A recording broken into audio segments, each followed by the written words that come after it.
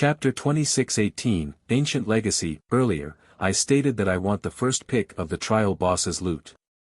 That condition still stands, but I'm sure you're aware of how difficult the hero trial is.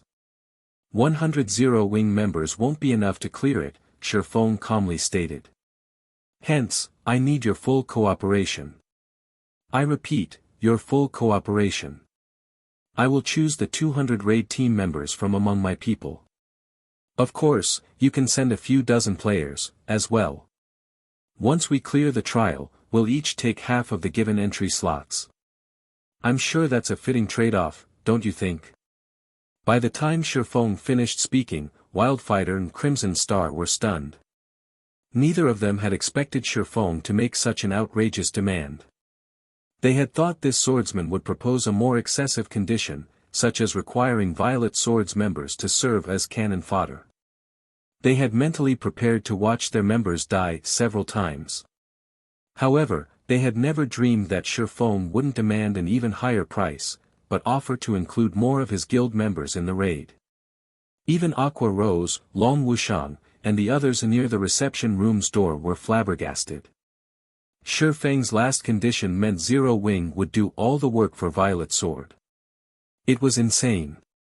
That won't be a problem. As long as you clear the hero trial, select any raid members you want. In fact, we won't even impose a penalty if our guild members die in the raid, Tori said.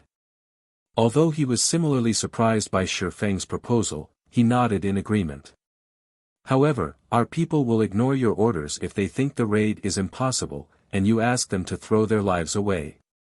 Violet Sword had already prepared for multiple team wipes if it meant clearing the hero trial. Since Feng's condition would reduce the number of casualties their guild suffered, Tori was more than willing to agree. If that's the case, I agree, Feng said, nodding. Give me 3 days. I'll lead my men to the ancient secret land in 3 days. Meanwhile, Silent Wonder will remain here to help you. 3 days should be enough time for you to prepare the necessary tools. 3 days.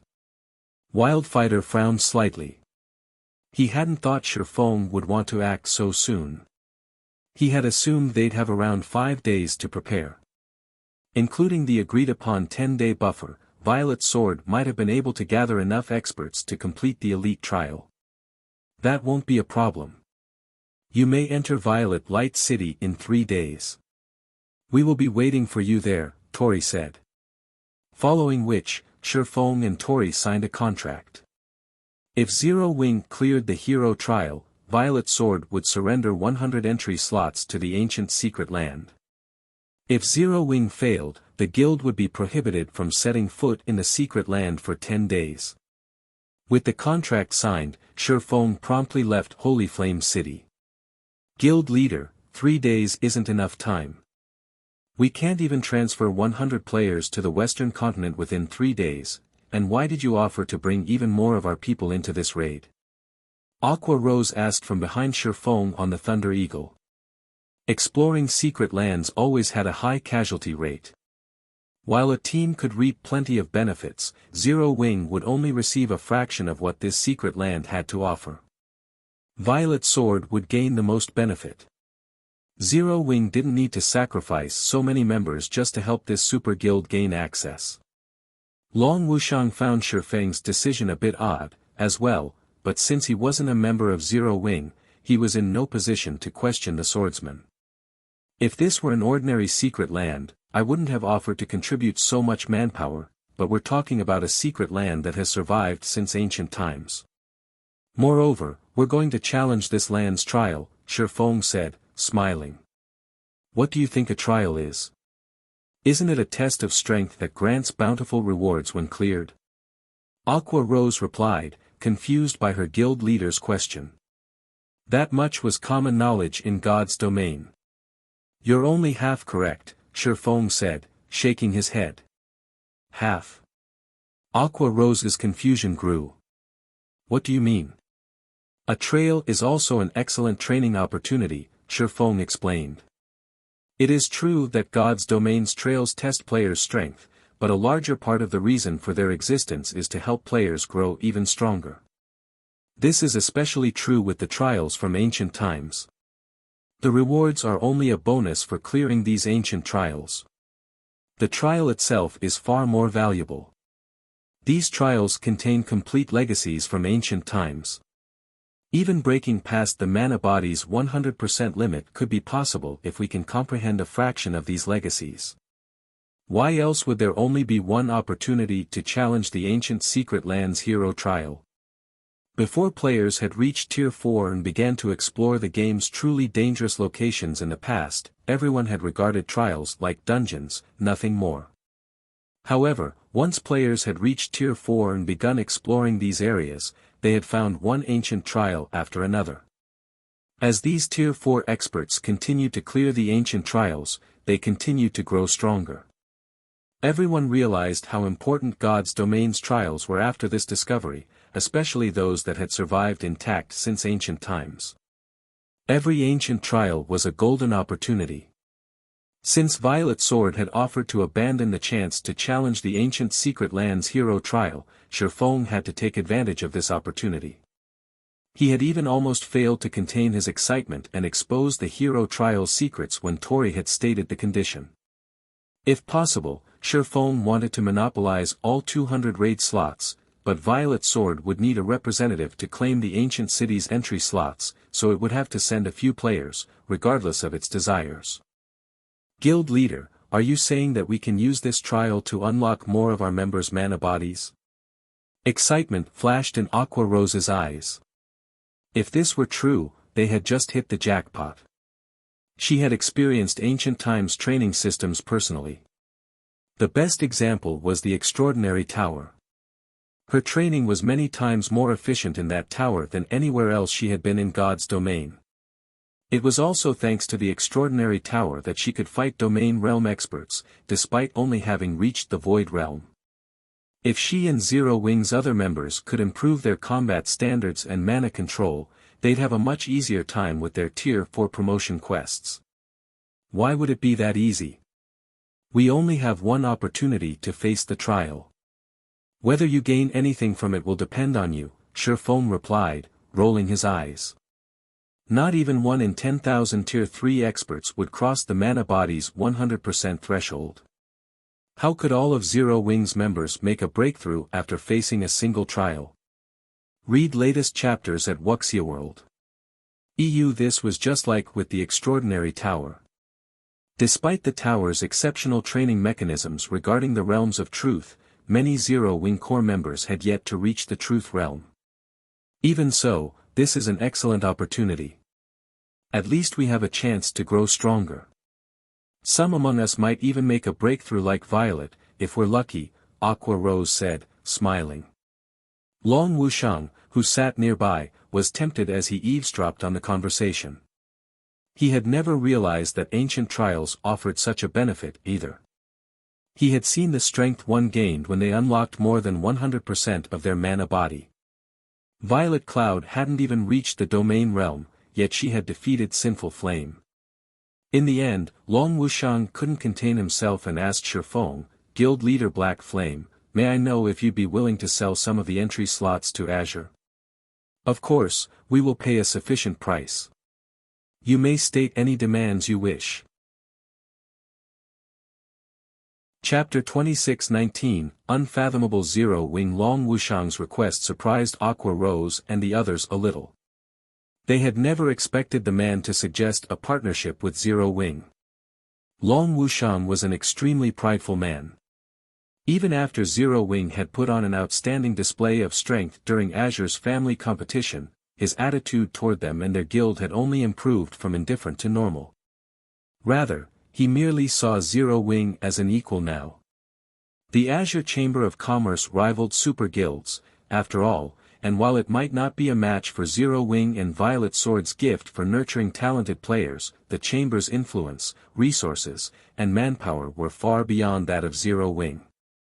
Moreover, Azure's family competition this year had only involved the younger members from the 5 main shareholder families. Not all of Azure's young talents had participated. Most of the Chamber's younger experts weren't even from the 5 main shareholder families, and some of them were even stronger than Xiaoqian. However, they didn't have the necessary qualifications to participate in the family competitions. Since Azure is willing to cooperate, I don't mind selling a few slots, but how many do you want, Elder Long? Feng asked, not surprised in the least by Long Wuxiang's request. Aqua Rose and the others, on the other hand, didn't realize how important the younger generation was to the various superpowers. To the various superpowers, the younger members were their future. Take the Azure Chamber of Commerce, for example. A large part of the reason for the guild's current achievements was the value it placed on nurturing young talents. In contrast, some first-rate guilds never rose beyond that, despite their many decades of experience, because they didn't value their younger members. Unless first-rate guilds recruited an astonishing genius, they remained first-rate for the rest of their existences. Since Feng had exposed the fact that players could potentially grow stronger through the ancient Secret Lands hero trial, he had expected Long Wuxiang to instantly consider a partnership with Zero Wing, regardless of the man's pride. Long Wuxiang's instincts as one of Azure's Grand Elders was also why Feng had fearlessly informed Aqua Rose of the hero trial's peculiarities. If he hadn't wanted anything, he would have had the discussion away from Long Wuxiang. Allying with Azure was of the utmost importance since Zero Wing didn't have any power on the western continent, aside from the Starlight Fortress. If Zero Wing wanted to secure a stable foothold in the west, it needed to ally itself with the local superpowers. While Divine Tribe was a powerful ally, the guild's commercial abilities couldn't compare to Azure's. Divine Tribe couldn't offer Zero Wing any assistance with intercontinental travel either.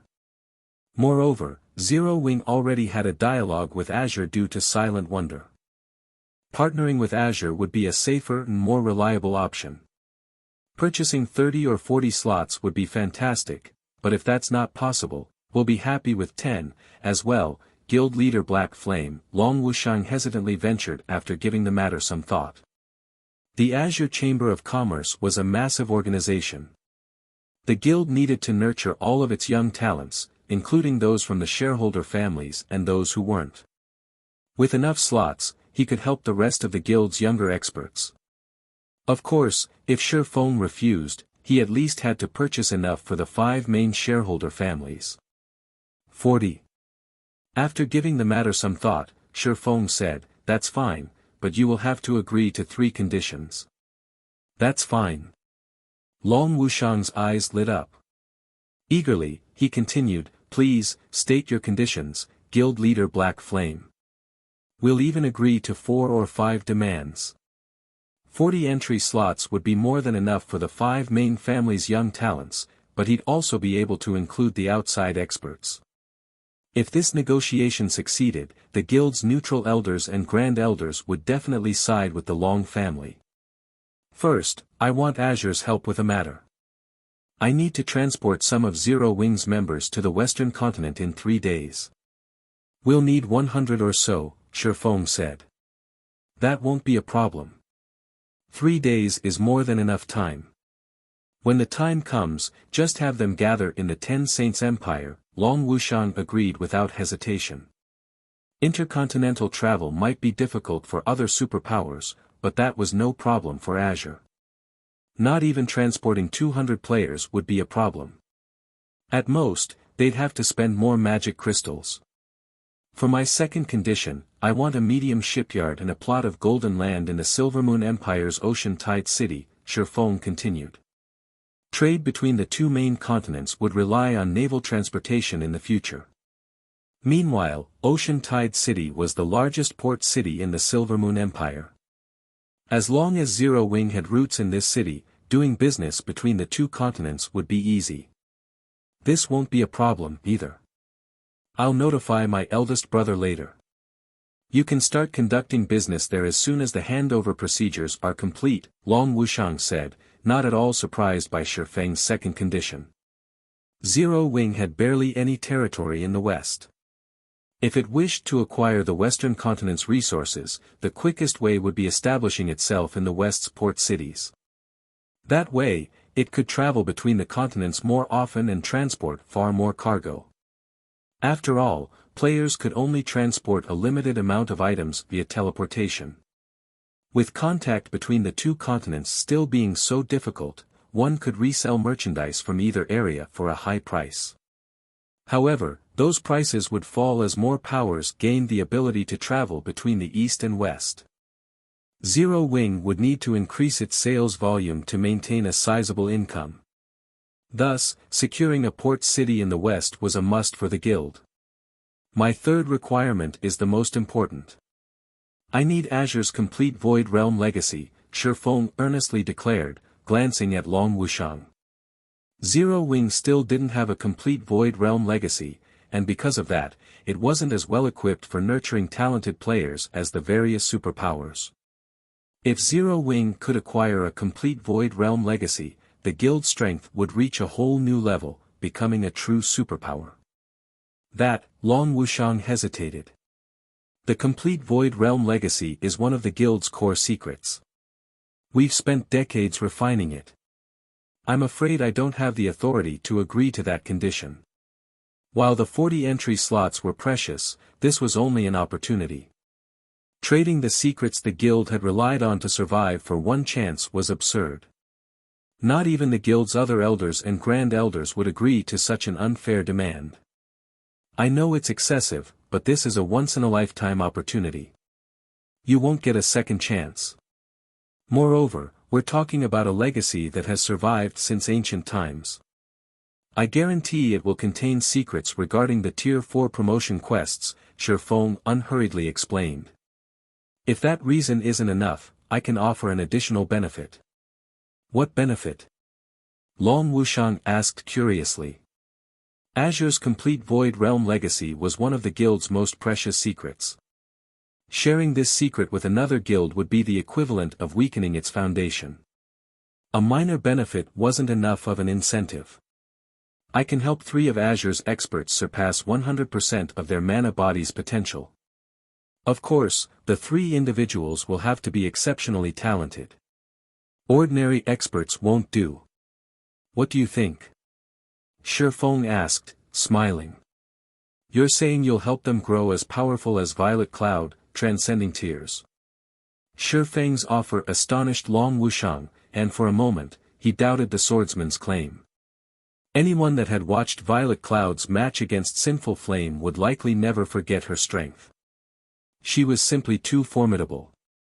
Violet Cloud's strength was no longer just a result of combat techniques or standards. She had pure power. Even with the same basic attributes as Sinful Flame, she had emerged victorious. If she had even slightly higher basic attributes, her victory would have been even more outstanding. Yet, Feng now informed him that Zero Wing could nurture such monsters. That's right, Feng said, nodding. To prove it, I'll even help these 3 players unlock their mana body's full potential in a day. Are you willing to accept my offer, Elder Long? Wait a minute, please. I need a moment to process this. I'll have to discuss the offer with my guild's grand elders first, as well, Long Wushang said. He could have viewed Feng's offer as nonsense, but now, he couldn't afford to brush it read latest chapters at Wuxia World. If Azure could really have 3 young monsters like Violet Cloud, it wouldn't have to worry about its future. That won't be a problem, Feng said. Take your time, but I will need an answer within 2 days.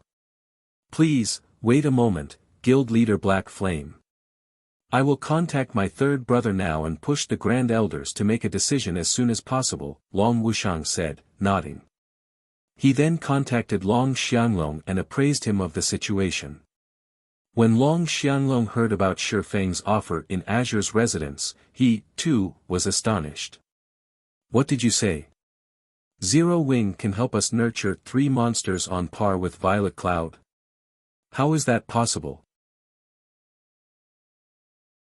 Chapter 2620, Crazed Azure Chamber of Commerce's residence, meeting room. Normally, it was very difficult to find Azure's Grand Elders gathered in a single location, yet nearly every one of them had convened in the top-floor meeting room, and they all looked impatient.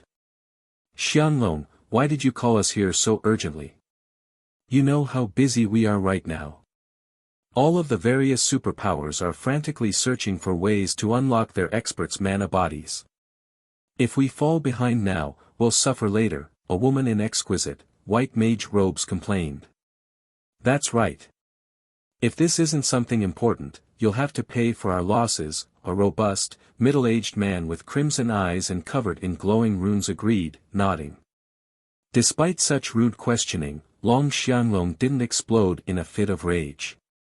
He tolerated these two not only because they were grand elders in Azure, but because their strength was second only to sinful flames, as well. They were even stronger than Long Xianglong, the Long family's most formidable expert. Along with Triumphant Howl, they were Azure's three monsters, and each represented Azure's non-family members. Why isn't Triumphant Howl here yet? Long Xianglong asked, glancing at the empty seat beside the two. You know him.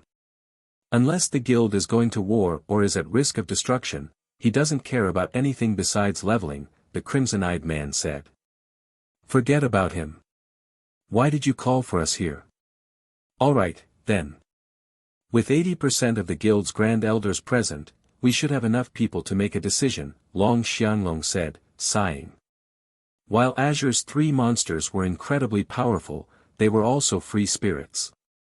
They hated restrictions and rarely listened to the ruling family's representatives. What exactly has happened, Lunatic Long? You actually used a Grand Elder mobilization order. Has something gone wrong with Violet's sword over Silent Wonder? Duan Hanshan demanded, smirking at Long Xianglong. Duan Hanshan had already learned about Feng taking Silent Wonder to Violet Sword's residence the moment Azure's family competition had ended in hopes of settling the dispute between the Long family and the Super Guild. However, he doubted the issue would be so easily resolved. The Zeus Corporation's reputation was at stake, and if the Long family refused to cooperate, it would set a bad example for the other powers under the corporation's command. Even if Silent Wonder were of little significance to the Zeus Corporation's plans, it wouldn't let the matter rest so easily. Meanwhile, Zero Wing didn't have enough power in the West to convince Violet Sword to budge. If the negotiation didn't go well, Violet Sword might even move against the Long family in Zero Wing directly. I'm afraid I'll have to disappoint you, Old Ice Demon. The matter regarding Wonder has already been dealt with, Long Xianglong shot back. As a matter of fact, I've gathered you all here today to discuss good news. This matter might even affect Azure's future. Something that can actually influence Azure's development. Long Wushang left with Zero Wing to visit Violet Sword. Have we secured a partnership with the Super Guild over the ancient secret land? The white-clad woman asked, a hint of anticipation flashing in her eyes. The only thing she could think of that might affect Azure's future was the ability to nurture experts. Based on the information Azure had obtained, Violet Sword had discovered an ancient secret land that included an ancient training ground. If Azure's young experts could use this training ground, they could grow significant. Happy face, you're half correct, Long Xiangong replied, chuckling. Half. Have we not negotiated an alliance with Violet Sword? Duan Hanshan asked, confused. Correct. We're cooperating with Zero Wing, Long Xianglong said, nodding. Black Flame is willing to sell us 40 entry slots into the ancient secret land, but in exchange, Black Flame wants our complete Void Realm legacy.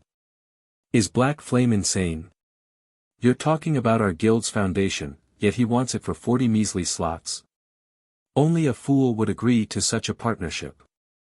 Have you really gone mad, Lunatic Long? Duan Hanshan said, sneering. What a joke. Azure's Void Realm legacy was the fruit of several decades of hard labor. They'd be crazy to share it with Zero Wing for a few training slots. This data was enough to help an ordinary power become a superpower in just a few short years. In fact, a large part of the reason most guilds didn't become superpowers was that they lacked effective training methods. However, as long as a guild had enough time, money, and this data, it could easily grow into a superpower. This was why the various super first-rate and super guilds rarely sold their research into the realms of refinement. Xianglong, if you've called us here to tell us this, I think it's time the Long family found a new representative, the crimson-eyed man coldly criticized. Everyone in the room gave Long Xianglong frosty looks. The Azure Chamber of Commerce did not belong to one family. It was the result of the 5 main shareholder families and a large number of non-family Grand Elders' exhausting work. It was unacceptable for any one member to sell the guild's secrets.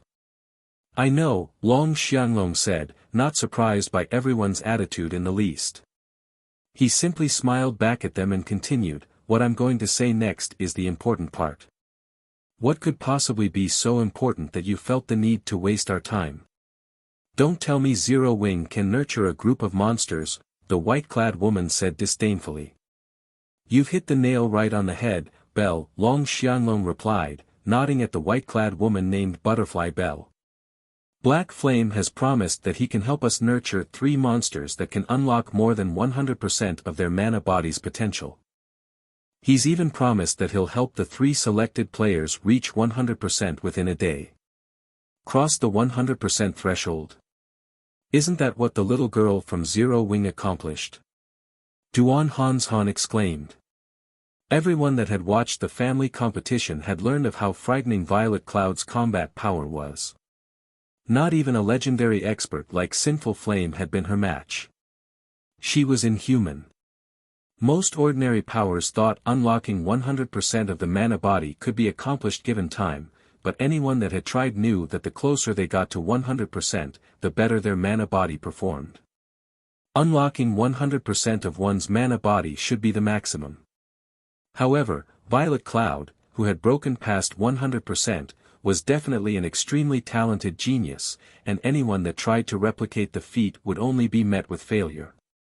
Yet, Zero Wing declared that it could nurture inhuman experts like Violet Cloud. Read latest chapters at Wuxia World. I heard the girl talk about it before. It seems she's not unique in Zero Wing. She even mentioned stronger members of the guild. Sinful Flame suddenly spoke up. Based on her expression at the time, I doubt she was lying. Zero Wing should have more monsters that have crossed the 100% threshold. Everyone fell silent after listening to Sinful Flame's interruption. These elders and grand elders were already impressed that Zero Wing had nurtured a monster like Violet Cloud, but she had to be an exception. That fact would be, more or less, acceptable, but they had just been told that Zero Wing had more monsters like the girl. How could they possibly believe this? Regardless of how unbelievable it was, however, Sinful Flame was a reliable source. This is why I've gathered you all here. What is everyone's opinion of this? Do we accept the offer or not? Long Xianglong asked after sweeping his gaze across the crowded reception room. Chapter 26-21, 3 slots. Everyone in the meeting room remained silent, a fanatic light flashing in their eyes after listening to Long Xianglong's declaration. If Black Flame is telling the truth, and he can help 3 of our experts break past the 100% threshold, I think the matter should be negotiable, the crimson-eyed man said. That kind of strength would be extremely helpful during future promotion quests. If we can introduce a few Tier 4 players before the other superpowers, we'll have a head start when raiding mythic field bosses and forbidden lands that have gone untouched. We might even be able to occupy ancient ruins before anyone else has a chance. I concur. While our core secrets are essential, we'll need stronger combatants than we have now if we wish to further Azure's development. If we have a group of Tier 4 experts early on, the other superpowers won't dare target our key resource spots, Butterfly Belle said, nodding. In God's domain, the strong were revered. A strong individual might not benefit a guild when it came to resources, but they were a powerful deterrent for potential enemies, especially if those players were Tier 4 powerhouses. At this stage of the game, no one would dare think of attacking a guild city if it housed a Tier 4 powerhouse. Numbers wouldn't be nearly enough to bridge the gap between a Tier 3 expert strength and that of a Tier 4 player. With 3 Tier 4 experts, specifically experts with extraordinary combat power for their level and tier, Azure would have an effective deterrent. Even without Violet Sword, Azure could safeguard its current resource areas. The chamber might even be able to secure more.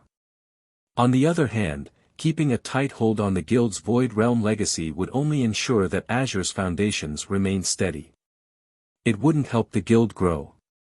Upon hearing the Crimson-Eyed Man's and Butterfly Bell's words, the independent Grand Elders promptly nodded in agreement. One couldn't make an omelette without breaking eggs.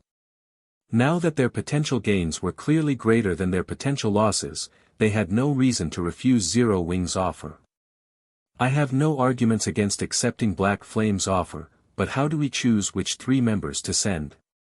Duan Hanshan asked Long Xianglong. Interested to hear his answer, the Grand Elders turned toward the Long family's representative. Long Xianglong had summoned them here to discuss this topic, and Silent Wonder was a member of Zero Wing. The Long family was in the best position to negotiate this deal. These 3 training slots were incredibly valuable. If these 3 players broke past their mana body's 100% threshold, they'd rise to the apex of God's domain, even if they were merely Void Realm experts.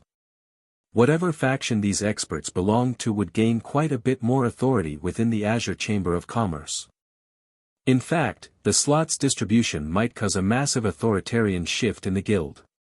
I realize what you're all thinking, Long Xianglong said, chuckling as everyone gave him serious looks.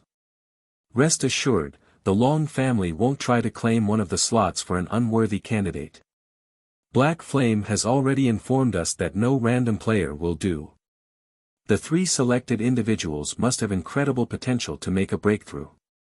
As usual, the 5 families will have priority in selecting 2 players, and if one of their selections isn't a match for the Independence Reserve member, that player will take their place. What does everyone think? Taking the initiative, Butterfly Bell said, in that case, I nominate Boss Flame. We all know his strength and potential. I'm sure everyone can imagine how helpful he'd be to the guild if Boss Flame grows even stronger. As for the younger generation, Solitary Frost is unmatched, and we don't have anyone who can surpass Silk Moon's talent. What are your thoughts? The independent Grand Elders silently nodded their agreement to the suggestion. Normally, such opportunities were reserved for the younger generation, but Sinful Flame was Azure's strongest expert. If he could increase his strength, not only would he become a better deterrent for Azure, but he could also solidify the independent Grand Elders' authority. They didn't mind giving up a training slot for this. Duan Hanshan said nothing to oppose the idea. Rather, he was strongly in favor of the suggestion. Earlier, he had worried that the Long family would unfairly try to claim one of the 3 slots. That would leave Solitary Frost competing for the remaining slot reserved for the 5 families. While the young player had almost no chance of losing, nobody could say for certain that the independent faction of the guild didn't have something hidden up their sleeves. Now that Solitary Frost had been selected for one of the 3 slots, however, he had no issues with the arrangement. I'm afraid Silk Moon won't do. We still haven't been able to reach her, Long Xianglong said, shaking his head. Although Black Flame has given us a 2-day time limit, we should make our decision as soon as possible, just in case. I suggest we give the 3rd slot to Yan Xiaoqian. She's almost as talented as Silk Moon. What does everyone think? Everyone in the room stared at Long Xianglong, astonished. Even Duan Hanshan's jaw almost dropped. These training slots were invaluable, yet Long Xianglong wanted to give all 3 away. Moreover, he had just suggested the Duan family claim one. The Long family and Duan family had a ceaseless feud. Now, however, Long Xianglong had just suggested one of his rival's younger members take the 3rd slot. It was unbelievable. Inwardly, Long Xianglong could only smile bitterly as he watched shock and confusion sweep through the room. He did not wish to give this slot away either, but unfortunately, with Silk Moon absent, the Long family's only other suitable candidate would be Long Xianglong himself. Due to his rocky relationship with Zero Wing, however, he definitely couldn't go. His pride wouldn't let him. While he could have suggested they send Burning Owl, trying to convince the other Grand Elders of the boy's potential would be difficult. Azure had quite a few stronger players that were Burning Owl's age, after all. Since the Long family was going to lose its slot no matter what, he might as well do the Duan family a favor. In any case, the Long family still had Silent Wonder, and because of her, it would have plenty of chances to benefit off of Zero Wing. Moreover, sending Xiaoqian instead of Burning Owl would allow Azure to fulfill Feng's requirements and make training easier. Her potential had already been acknowledged as only second to Solitary Frost's. Lunatic Long, we have no problems with this arrangement if you don't, Butterfly Bell calmly said. None of the other Grand Elders objected to Long Xianglong's proposal. Xiaoqian was quite talented and only half a step away from the domain realm. She was undoubtedly the best candidate after Silk Moon. That settles it, then. I'll contact Black Flame after this, Long Xianglong announced, concluding the meeting. He then turned to Duan Hanshan and continued, Old Ice Demon, please prepare Solitary Frost and Xiaoqian. Once we sign the contract with Zero Wing, send them to the Starlight Fortress. It will be taken care of. Once the contract has been signed, I'll take them there myself, Duan Hanshan said, nodding. Following which, everyone proceeded to discuss who they would send to Violet Sword's ancient secret land. As soon as they reached a conclusion, the Grand Elders were dismissed, leaving to prepare for the raid. An hour after the meeting had ended, Long Wuxiang represented the Azure Chamber of Commerce in signing a cooperative contract with Feng. In no time at all, not only had Feng gained the rights to one of Ocean Tide City's medium shipyards and golden lands, but he had also received a small warehouse in the city as a gift. Meanwhile, in Azure City's teleportation hall. Are we really going to train with Zero Wing, Uncle Hanshan? Xiaoqian asked Duan Hanshan, who wore a serious expression. I'm afraid it'll be difficult to rejoin Violet Sword's training if we do. Instructor Tori might just give up on us. Although she and Solitary Frost were members of the Azure Chamber of Commerce, and where they trained at was none of Violet Sword's business, these two were considered Tori's disciples. Training with Zero Wing would be a slap in the face to Tori, as if they were declaring that Zero Wing's training was more valuable. While Violet Sword's training is amazingly effective, this is a unique opportunity. Do you think securing these slots was easy? I doubt you'll get a chance like this in the future. Moreover, only Zero Wing can provide this kind of training right now, Duan Hanshan informed her coldly. Read latest chapters at Wuxia World. Uncle Hanshan, I agree with Xiaoqian. It is only a matter of time before we unlock our mana body's full potential, but opportunities to improve our combat standards and techniques are difficult to come by. We went to great lengths to earn Instructor Tori's guidance. If he finds out that we left to train with Zero Wing, I doubt he'll agree to train us anymore, Solitary Frost said. While he admitted that Zero Wing was quite capable when it came to helping players unlock their mana body's potential, passing up a chance to improve their combat standards and techniques for a chance to unlock their mana bodies a few days sooner was a waste. The only reason he had lost to Silent Wonder, in his opinion, was that he had yet to unlock his mana body fully. If he had, defeating her would have been a piece of cake. With enough time, anyone could unlock their mana body's full potential. Hence, he firmly believed that improving his combat standards and techniques was the true path to power. You're only going to Zero Wing to unlock your mana body. You're not there to learn techniques. It doesn't clash with Instructor Tori's training. I'm sure he won't have an issue with this, Duan Hanshan replied. It's getting late. We should hurry to the Starlight Fortress. We shouldn't make Zero Wing wait too long. With that said, Duan Hanshan led Solitary Frost, Xiaoqian, and a few dozen Azure members through the teleportation array and to the closest NPC town to the Starlight Fortress. Chapter 26-22, Changes to the Starlight Fortress. Star Valley, Starlight Fortress, a long line of players, including tens of thousands, waited to enter the magnificent, ancient fortress. There were also quite a few Tier 3 players among them, creating a spectacular, stunning scene for first-time visitors. Azure's 40-man team stood at the front of the line, gazing at the Starlight Fortress in curiosity. "There are so many Tier 3 experts here," one of Azure's Tier 3 players exclaimed, glancing at the line of players behind him. Tier 3 players were still incredibly rare, and even the various major powers considered their Tier 3 experts mainstays in the guild. However, Tier 3 experts were a common sight in the Starlight Fortress. Almost 1 out of every 10 players was a Tier 3 expert. It was amazing. "I've heard that quite a few experts have come to the Starlight Fortress for the Demon God's legacy, but aren't there a little too many here?" A level 110, Tier 3 male Guardian Knight, another Azure member, commented. He could sense that many of the Tier 3 experts he saw were Refinement Realm experts.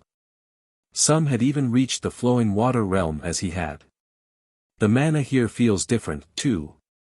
It's very calming, and it somehow feels complete.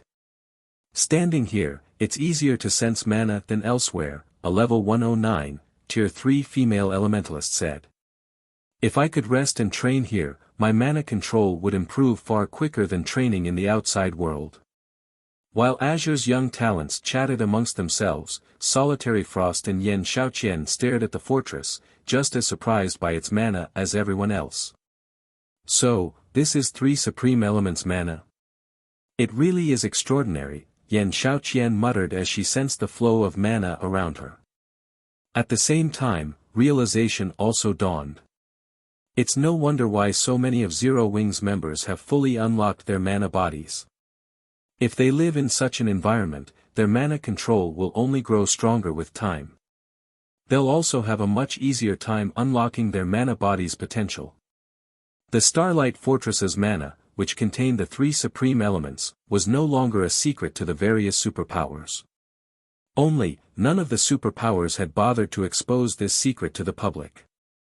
Naturally, independent players with keen senses had kept their mouths shut, as well, since they wanted to take full advantage of the fortress's benefits. After all, the Starlight Fortress could only house a limited number of player residents. This environment is only a close match for that of ancient times. Solitary Frost wondered, shocked as he bathed in the fortress's mana.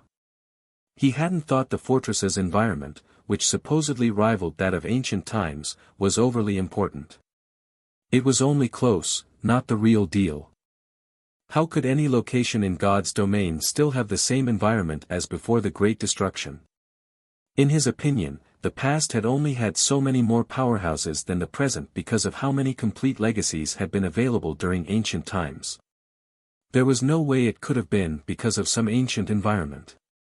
Of course, the environment during ancient times had been incredibly mana-dense, but all of the various superpowers had their own special training grounds with high mana density. Some of those training grounds even had mana that was far denser than during ancient times. After reaching the Starlight Fortress and experiencing its mana firsthand, however, Solitary Frost realized how sorely mistaken he had been. Even as a melee player, he could feel his mana affinity growing. Although his affinity didn't increase much, only 10% to 20% at most, this had already significantly improved his mana control. At his standards, as long as he found a good place to train within the Starlight Fortress, he'd likely unlock his mana body's full potential within just 10 days. It was no wonder how Zero Wing had nurtured so many experts with fully unlocked mana bodies. The Starlight Fortress's environment even astounded Duan Hanshan. Damn it! This isn't what I was told. According to the Intelligence Department's report, the mana here should only help players with sharp perception of mana unlock their mana bodies, not ordinary Tier 3 experts. When Duan Hanshan glanced back at the players waiting to enter the fortress, he couldn't help the urge to pummel Azure's Intelligence Department. Duan Hanshan didn't realize that Azure's intelligence reports had been, for the most part, accurate regarding the fortress's environment when it had first opened, but as time had passed, and the Starlight Fortress's magic array had continued to absorb more of the 3 supreme elements mana from its surroundings, the fortress's mana had steadily improved. Now, even Tier 3 experts who barely noticed mana could reap immense benefits from the Starlight Fortress's environment. As Azure's members fell into a heated discussion over the fortress's mana, a crimson-eyed, blonde woman in silver light armor and carrying a runic greatsword emerged from the fortress. The players in line fell silent the moment they noticed this woman. She was none other than Phythalia, the Starlight Fortress's manager. Phythalia had taken care of many Tier 3 experts and teams that had tried to cause trouble outside of the Starlight Fortress. Just 2 days ago, she had single-handedly annihilated a Superpower's 100-man, Tier 3 team. After her terrifying display of strength, some players, who had still considered causing trouble, abandoned the notion. Phythalia's inhuman strength was a direct result of unlocking her mana body's full potential, and now, not even ordinary domain realm experts could be her match. Greetings. You must from the Azure Chamber of Commerce. Guild leader Black Flame is currently preoccupied, so I will lead you to the Fortress Lord's mansion, Phythalia gently announced. How is this possible? Solitary Frost's eyes twitched when he saw Phythalia approach to welcome their group. He and Phythalia were old acquaintances. He had constantly tried to challenge her, and they had clashed several dozen times. Unfortunately, he had lost every match. He had hoped to challenge Phythalia again after his training with Violet Sword. However, he had never dreamed that she'd be responsible for helping Zero Wing welcome them to the Starlight Fortress. This was the commander of Divine Tribe's Divine Him Legion they were talking about. Commander Phythalia, I didn't expect to find you here. I thought you'd have gone to the Demon God's shrine like every other expert, Duan Hanshan said, similarly surprised to see Phythalia. The Demon God's shrine in Star Valley had become a main training ground for domain realm experts due to the few special secret lands that were connected to the shrine. Not only could players acquire treasures in these secret lands, but they could also use the areas to grow stronger. Of course, only domain realm experts and incredibly strong peak experts could take advantage of these benefits. Due to the powerful monsters and traps within the secret lands, even ordinary peak experts would meet a swift end if they tried to explore them. Moreover, entering the Demon God's shrine wasn't an easy task. One would need a lot of manpower to secure enough entry passes, and to make matters worse, each pass was a single-use item. Generally, only superpowers near Star Valley chose to send their experts to the Demon God's shrine. However, Phythalia was different. Divine Tribe had the only temporary residence within the Starlight Fortress. Entering the Demon God's shrine should be a piece of cake for her. Read latest chapters at Wuxia World.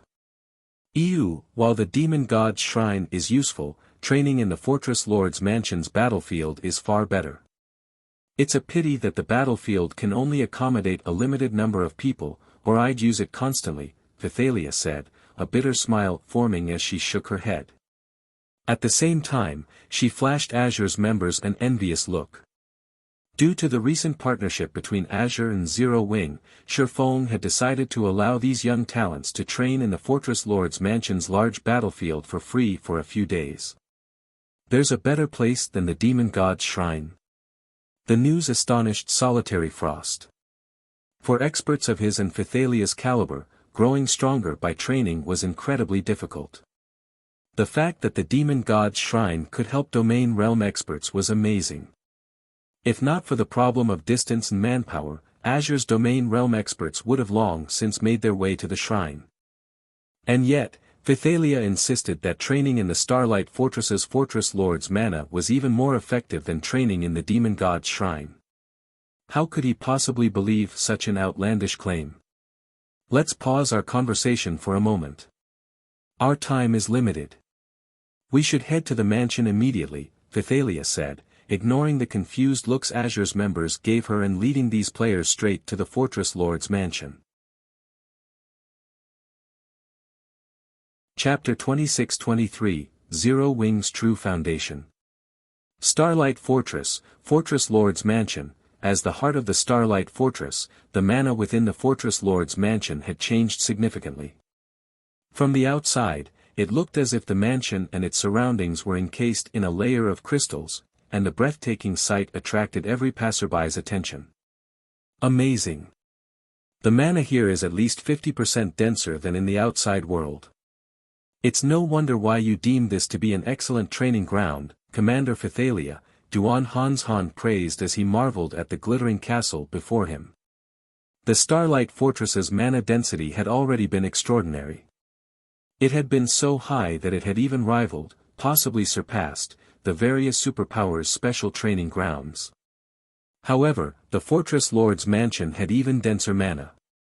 One would be hard-pressed to find another location on the Western continent with such dense mana. If players could train in such rich, special mana, their efficiency would skyrocket. Even domain realm experts like Duan Hanshan could likely benefit from an environment with such abundant mana. However, Phythalia merely chuckled in response. Without comment, she led Azure's group into the heavily guarded Fortress Lord's mansion. When they stepped into the mansion grounds, Duan Hanshan and his entourage from Azure were utterly stupefied. Aside from the multitude of Zero Wings experts, over 50 personal guards stood guard around the courtyard. Even the weakest of these NPCs was a secret silver guard, and there were as many as 8 fine gold guards present. These NPCs could even annihilate a 1,000-man team of Tier 3 experts. Once their surprise subsided, Azure's members realized how refreshed and light they felt, as if newer, better bodies had replaced their old ones. What's going on? Why do I feel like I have so much more physical control? Solitary Frost exclaimed as he sensed the changes. Dense mana shouldn't have such an effect. It's not just our physical control. I can feel my mana control significantly improving, as well, Xiaoqian said in the team chat. It's no wonder why guild leader Black Flame is so confident that he can help us fully unlock our mana bodies quickly and cross the 100% threshold. They had experienced plenty of mana-rich environments before, including places with denser mana than the Fortress Lord's mansion, yet none of those places had affected them in this way. They hadn't moved past the mansion's front courtyard, yet Xiaoqian sensed a tremendous increase to her combat power. If she could train here for a while, she was confident that she'd reach the domain realm in no time. Her mana control would reach a whole new level, as well. Sensing the changes, Duan Hanshan turned to Phythalia and asked, Commander Phythalia, didn't our agreement with guild leader Black Flame only entail 3 training slots? Has there been some mistake? According to Azure's agreement with Feng, Azure would receive 40 entry slots into Violet Sword's ancient secret land. As a bonus, Zero Wing would also help 3 of Azure's members unlock their mana body's full potential and break past the 100% threshold.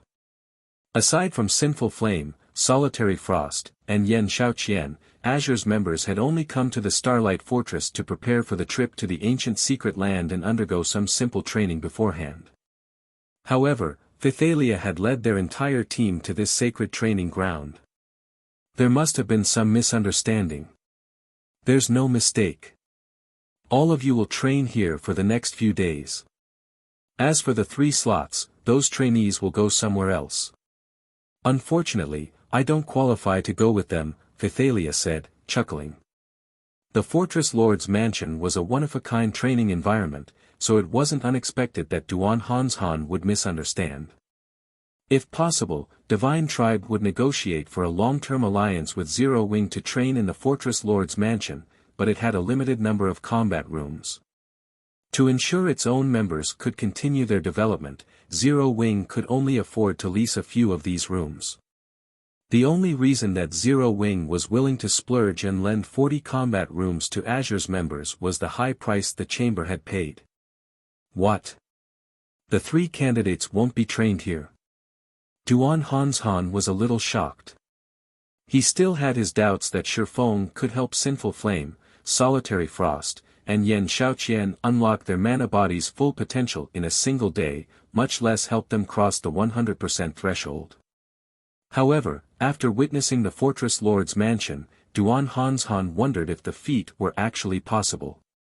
After all, this environment drastically improved players' physical and mana control. Azure certainly had nothing like this. Not even Violet Sword had such a wondrous training environment. However, Phythalia had just clearly stated that this precious area wasn't the 3 candidates' trade carrot going somewhere even better. How could Duan Hanshan possibly accept such a concept as truth? Even Solitary Frost and Yen Xiaoqian wondered if the commander were playing some trick, using this as an opportunity to boost Zero Wing's reputation. After giving the matter some thought, however, they quickly dismissed these assumptions. Phythalia had no reason to lie to them. Not only was she the commander of Divine Tribe's second strongest trump card legion, but she was also a famous expert in the West. Why would she lie about such a trivial matter? You're finally here. Our guild leader has been waiting for you for quite some time. The 3 people selected for training, please follow me. Everyone else, please wait outside. While Azure's members were dazed, a man wearing Zero Wing's guild emblem approached from the castle. However, neither Duan Hanshan nor his team had noticed his presence. It felt as if this man didn't actually exist. Yen Tianqing. How is he so strong? Aren't his combat techniques basically a match for those 3 monsters? Duan Hanshan gave the man before him a suspicious look. According to the report he received on Zero Wing, Yen Tianqing was only an ordinary domain realm expert, yet he had obviously made considerable progress in the domain realm. Yen Tianqing was now entirely capable of standing toe-to-toe with Butterfly Belle and her comrades. Uncle Hanshan, should we go? Yen Xiaoqian asked. Go on. Make sure you listen to Elder Flame later, understand? Duan Hanshan said, nodding. He had only seen Zero Wing as a guild with no foundation, relying entirely on its guild leader for its success. In fact, most superpowers assumed Zero Wing's overall combat power was only on par with ordinary superpowers. However, when it came to other aspects, such as nurturing talented players, Zero Wing couldn't even compare. The guild would need a miracle to become an ordinary superpower in the future. However, Duan Hanshan realized how wrong he and the various superpowers had been after entering Starlight Fortress's Fortress Lord's mansion. Understood. Yen Xiaoqian and Solitary Frost replied, standing at attention. Please, lead the way. Sinful Flame turned to Yen Tianqing once Duan Hanshan had finished instructing the 2 youngsters. Read latest chapters at Wuxia World. EU, follow me, Yen Tianqing responded with a nod. Yen Tianqing then led Sinful Flames 3 into the mansion's lobby and to the legacy room, which was located in the heart of the mansion. 2 level 122, tier 3, fine gold guards stood before the legacy room. Not even Sinful Flame would dare make a rash move before these 2 personal guards. When the doors parted, Sinful Flame and the 2 young experts noticed a man standing in the legacy room. He was manipulating the room's magic array, and all of the elemental mana within flowed around him. As the man continued his work, the mana around him grew astonishingly dense, eventually condensing into a white mist. Elemental control. Mana mist? How is this possible? Yen Xiaoqian stared with wide eyes, shocked, at the man within the room. Chapter 26-24, Astonishing Legacy Room. The term elemental control was foreign to ordinary players and most expert players. Normally, players would only understand what elemental control was after they had reached tier 3 and started attempting to unlock their mana bodies. To achieve elemental control was to exert precision control over every type of mana. To accomplish that, one had to understand the properties of the different types of mana in existence. At the very least, one had to grasp the principles behind driving the 4 major elements. At this stage of the game, however, let alone gaining precision control over the various types of mana, the superpowers were still clueless about the operating principles of the 4 major elements. Hence, even domain realm magical class players were incapable of elemental control. Yet, to Yen Xiaoqian's surprise, the man standing inside the legacy room was controlling the ambient mana within the room as if it were a part of his own body and was even using it to strengthen the room's magic array. This was an ability all magical class players in God's domain sought. However, what truly surprised her was the identity of this man. Black Flame. After all, melee classes were inherently less attuned to mana than magical classes. In addition, melee players used mana much less frequently in battle than magical class players, so they should be less familiar with mana than magical class players. Yet, despite being a tier 3 Sword King, Feng had actually achieved elemental control. "You're here," Feng said, and promptly accelerated the operation of the Legacy Room's magic array. He then continued, "The room's magic array is nearly fully operational. The three of you will be learning how to unlock your mana bodies here. In a while, each of you will have 5 minutes to experience what it feels like to have a fully unlocked mana body. What you need to do during this time is memorize the feeling of how the mana inside your body flows. Afterward, you will have to think of ways to replicate this feeling. Remember, each of you has only one opportunity. Experience a fully unlocked mana body for 5 minutes. Xiaoqian was surprised at Feng's words. Although the experience lasted only 5 short minutes, if she knew what her fully unlocked mana body would feel like, she would have a much easier time unlocking it afterward. Moreover, she wouldn't have to worry about going astray and taking a long detour. She could simply head straight to her goal. So, this is the secret behind Zero Wing strength? Solitary Frost similarly gazed at Feng in astonishment. Currently, the various superpowers of God's domain were already struggling to find a location that could help players improve their mana control. Zero Wing, however, could allow players to experience how it felt to have a fully unlocked mana body for 5 minutes. The guild was standing on a completely different playing field from the various superpowers. It's no wonder Zero Wing has so many experts with fully unlocked mana bodies. If the other superpowers were to find out about this, they'd most likely die of envy. Sinful Flame took a closer look at the Legacy Room upon hearing Feng's explanation. While players could fully unlock their mana bodies given enough time, the sooner a player did so, the sooner they could venture into locations that remained forbidden to ordinary Tier 3 players and obtain opportunities there. They would also have more time for other things. After all, exploring the mana body took up a lot of time and energy. Hence, shortening this exploratory period was also something the various superpowers were currently working on. After fully activating the Legacy Room's magic array, Feng turned his gaze to Sinful Flame and the others and asked, "Alright, who's first?" "I'll go first.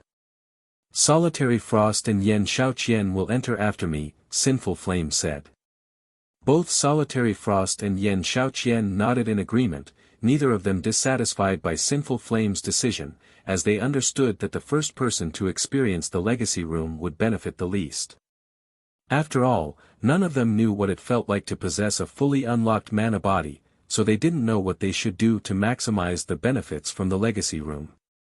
By going in later, they would have Sinful Flame's opinions and suggestions for getting a better experience. "Very well. Elder Flame, please," Feng said as he walked out of the Legacy Room and gestured for Sinful Flame to enter. Once Sinful Flame entered the Legacy Room, its doors promptly shut. Silence then fell over the antechamber. Solitary Frost and Xiaoqian could not help growing nervous and curious as they eyed the closed doors. Even now, they remained dubious of being able to fully unlock their mana bodies within a day. After all, the further one unlocked one's mana body, the more difficult additional progress became. This wasn't a feat that could be accomplished just by briefly experiencing having a fully unlocked mana body. Trial and error required a lot of time. Meanwhile, as Solitary Frost and Xiaoqian were entertaining such thoughts, 5 minutes flew by. In the next moment, the doors to the Legacy Room slowly opened, and dense mana poured out the doorway. Both Solitary Frost and Xiaoqian were stunned when they saw Sinful Flame walk out. They could tell that the dense mana coming from the room actually belonged to Sinful Flame. Moreover, the aura Sinful Flame radiated was suffocatingly strong. "Elder Flame, did you fully unlock your mana body?" Xiaoqian exclaimed in disbelief. She knew that, previously, Sinful Flame had unlocked his mana body's potential to only a little over 80%, so reaching 100% should still take him quite some time. Now, just 5 minutes after entering the legacy room, he had already fully unlocked his mana body. How could she believe this? At this moment, let alone Xiaoqian, even Feng was surprised by this situation. Originally, he had intended to use the remaining 3 slots to the legacy room on Zero Wings experts that had good potential. However, in order to obtain Azure's trust and its Void Realm legacy, he had no choice but to give them to Azure. Even so, Azure's 3 candidates should still emerge from the legacy room a little way off from fully unlocking their mana bodies. After all, unlike Fire Dance and the others, Sinful Flames 3 did not get to experience the trial inside the legacy gate and gain a significant amount of knowledge relating to the mana body. Hence, Feng had been prepared to give them 3 of the ancient potions he had obtained from Poison City. Coupled with the effects of the Fortress Lord's Mansion's combat rooms, those should make it possible for Azure's 3 candidates to fully unlock their mana bodies within 1 day. Feng never thought that Sinful Flame's talent would be this high. Sinful Flame had actually succeeded in fully unlocking his mana body after just 1 trip into the legacy room. His talents were terrifying. During the brief moment Feng was in shock, Sinful Flame turned to look at Solitary Frost and Xiaoqian and advised, once you 2 are inside, don't use the methods you previously used to operate your mana body to experience your fully unlocked mana body. Instead, just focus on sensing how the mana inside your mana body flows. There are many mistakes in the methods we researched. If you insist on using your previous notions to experience your fully unlocked mana body, you'll have a difficult time gaining any improvements. Moreover, while inside, I sense that reaching 100% potential isn't the end for the mana body, but a new beginning. Even though I have fully unlocked my mana body now, I can feel that it is still inferior to the mana body I had inside the room. However, my talents are limited, so I only manage this much for now. Just like Guild Leader Black Flame said, give everything you have into memorizing the sensations you feel while inside the room and don't think of anything unnecessary. Only by doing so will you be able to gain a greater harvest. You might even cross the 100% threshold through this opportunity. Upon hearing Sinful Flame's words, Yan Tianxing, who stood to one side, nodded his head thoughtfully. As for Solitary Frost and Xiaoqian, they glanced reflexively at Feng in embarrassment. Previously, they hadn't placed much importance on Feng's words, treating them as mere chatter. They had failed to realize that Feng was actually giving them pointers. In reality, even Feng was startled by Sinful Flame's words. After all, he hadn't been giving any serious advice before, just stating the basic method for utilizing the legacy room.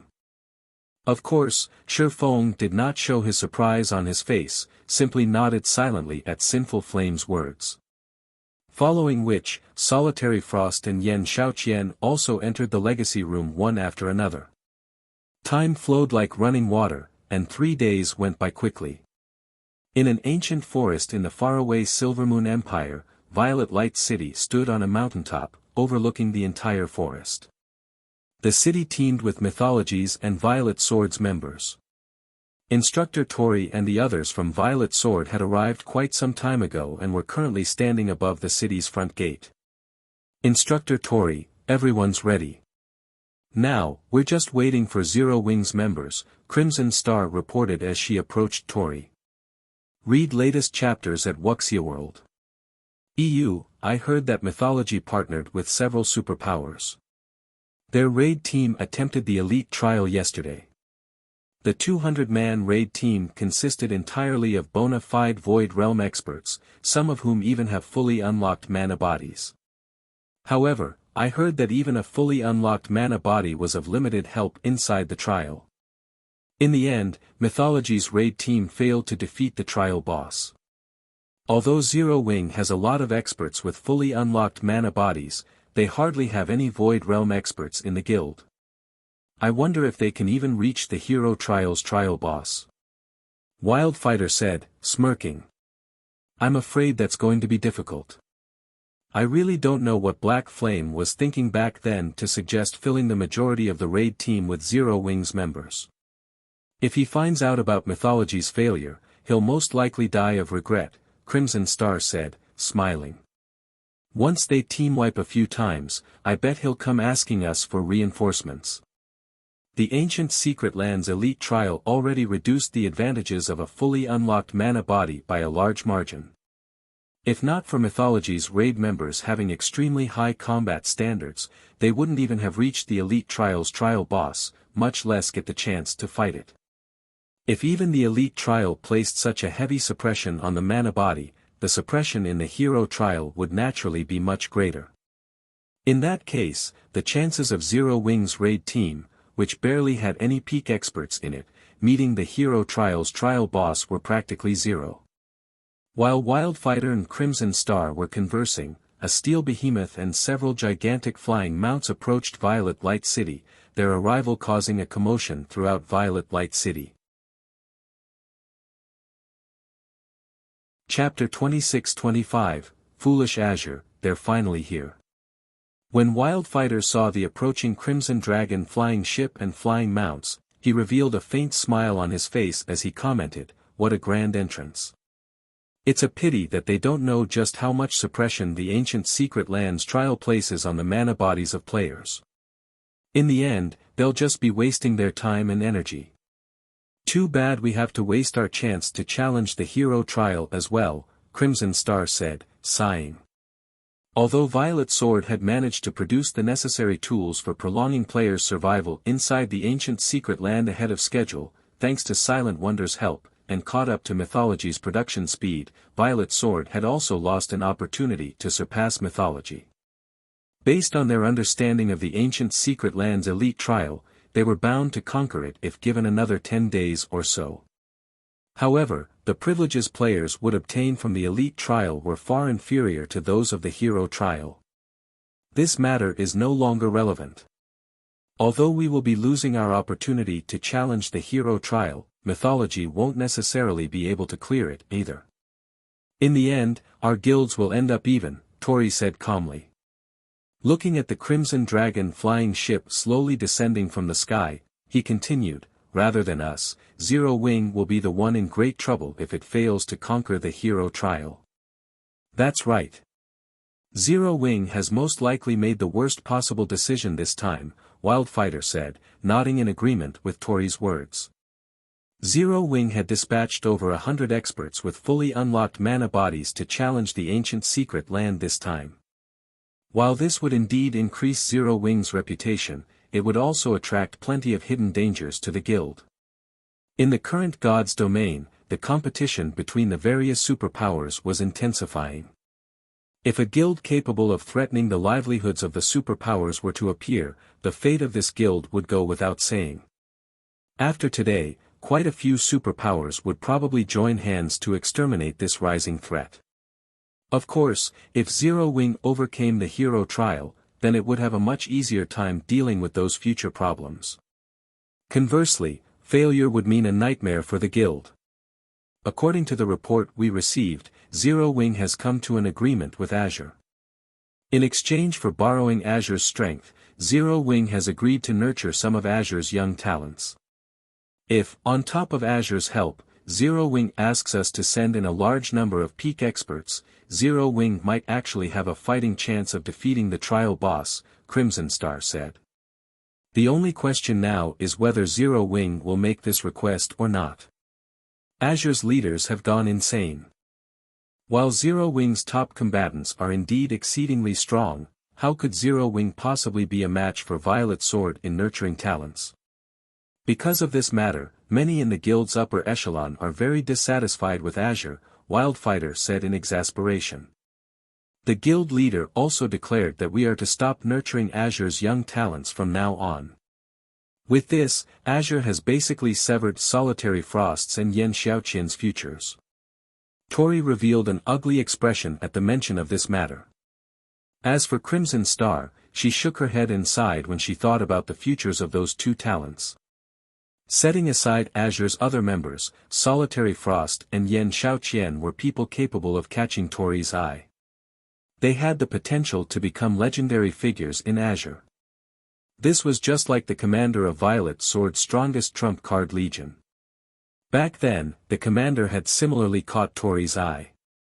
Now, he had already become a legendary figure in Violet Sword, his strength rivaling even the 5 great super guild's old monsters.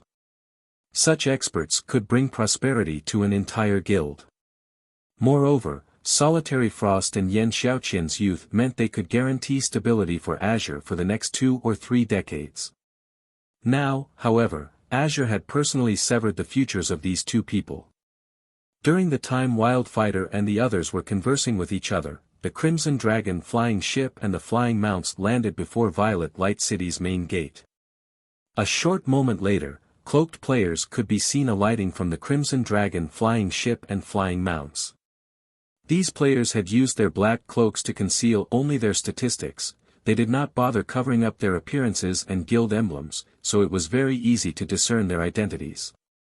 It seems Azure is taking its partnership with Zero Wing quite seriously. It actually sent Sinful Flame along on this expedition, Crimson Star exclaimed when she saw Sinful Flame jumping off one of the flying mounts. Sinful Flame was well known throughout the Western continent. His combat standards and combat power were extraordinary, and even in Violet Sword, one would be hard-pressed to find an expert who could match him. Normally, legendary figures like Sinful Flame would have a high degree of freedom in their guilds. Only when the guild encountered truly troublesome matters would they take action. Sure enough, Solitary Frost has come as well. If he finds out that Floating Light gained an opportunity to receive special training in the ancient secret land because of Azure's actions, he'll most likely die of envy. Wildfighter sighed when he noticed Solitary Frost among the Azure members present. Aside from the trial challenges, the ancient secret land also housed a few special locations offering incredible training environments. Only, the price to enter these special locations was stupendous.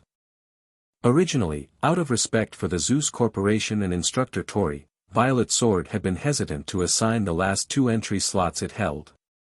However, due to Azure's recent actions, Violet Sword's upper echelon decided to grant one of the slots to one of its young talents, Floating Light.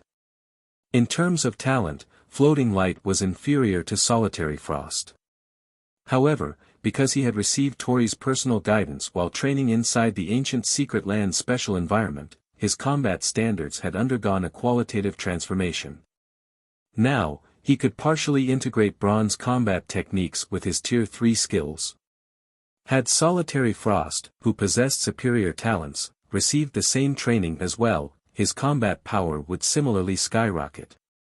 At that time, Wildfighter might no longer be able to hold back when fighting him. Unfortunately, Solitary Frost missed out on this opportunity.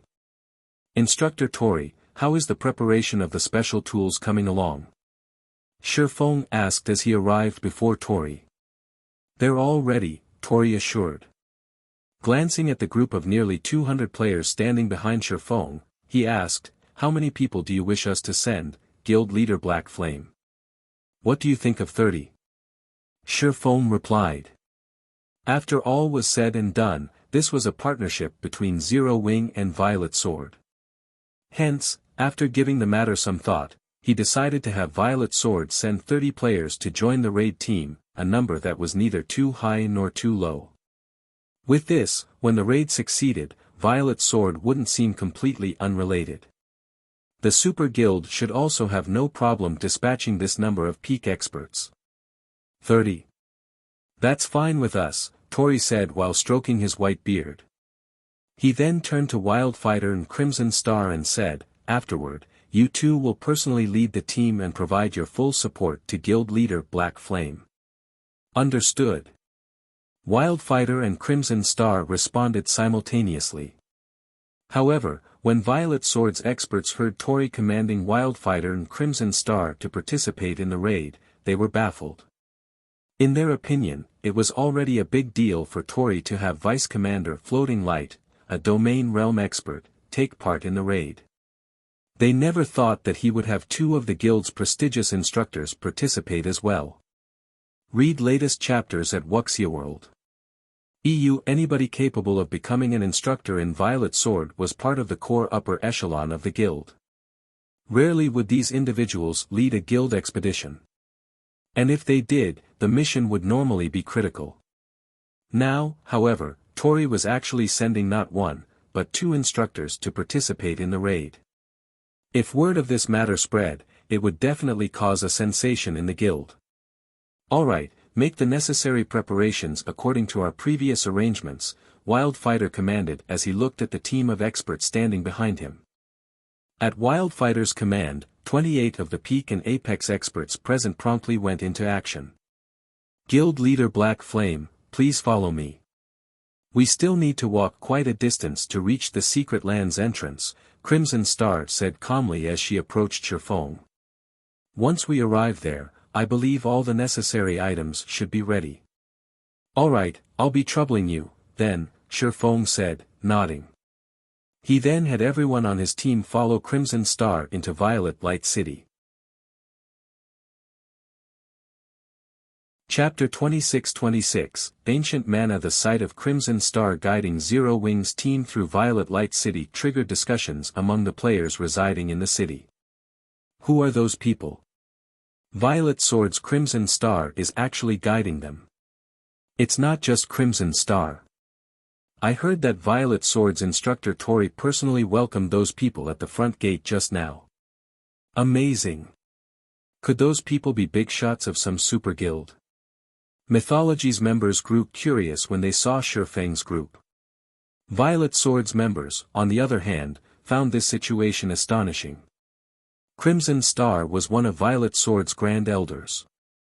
Even when the guild leader of an ordinary superpower visited Violet Sword, she would appear only to give a brief greeting, at most. She definitely wouldn't take the initiative to guide them. Meanwhile, standing on the walls protecting the ancient castle in the heart of Violet Light City, a team of 30+ players was quietly observing Feng's group. Every member of this team was a Tier 3 expert at level 113 or above. Zero Wing's members are finally here, an assassin youth with two short swords said coldly as he eyed Feng with killing intent.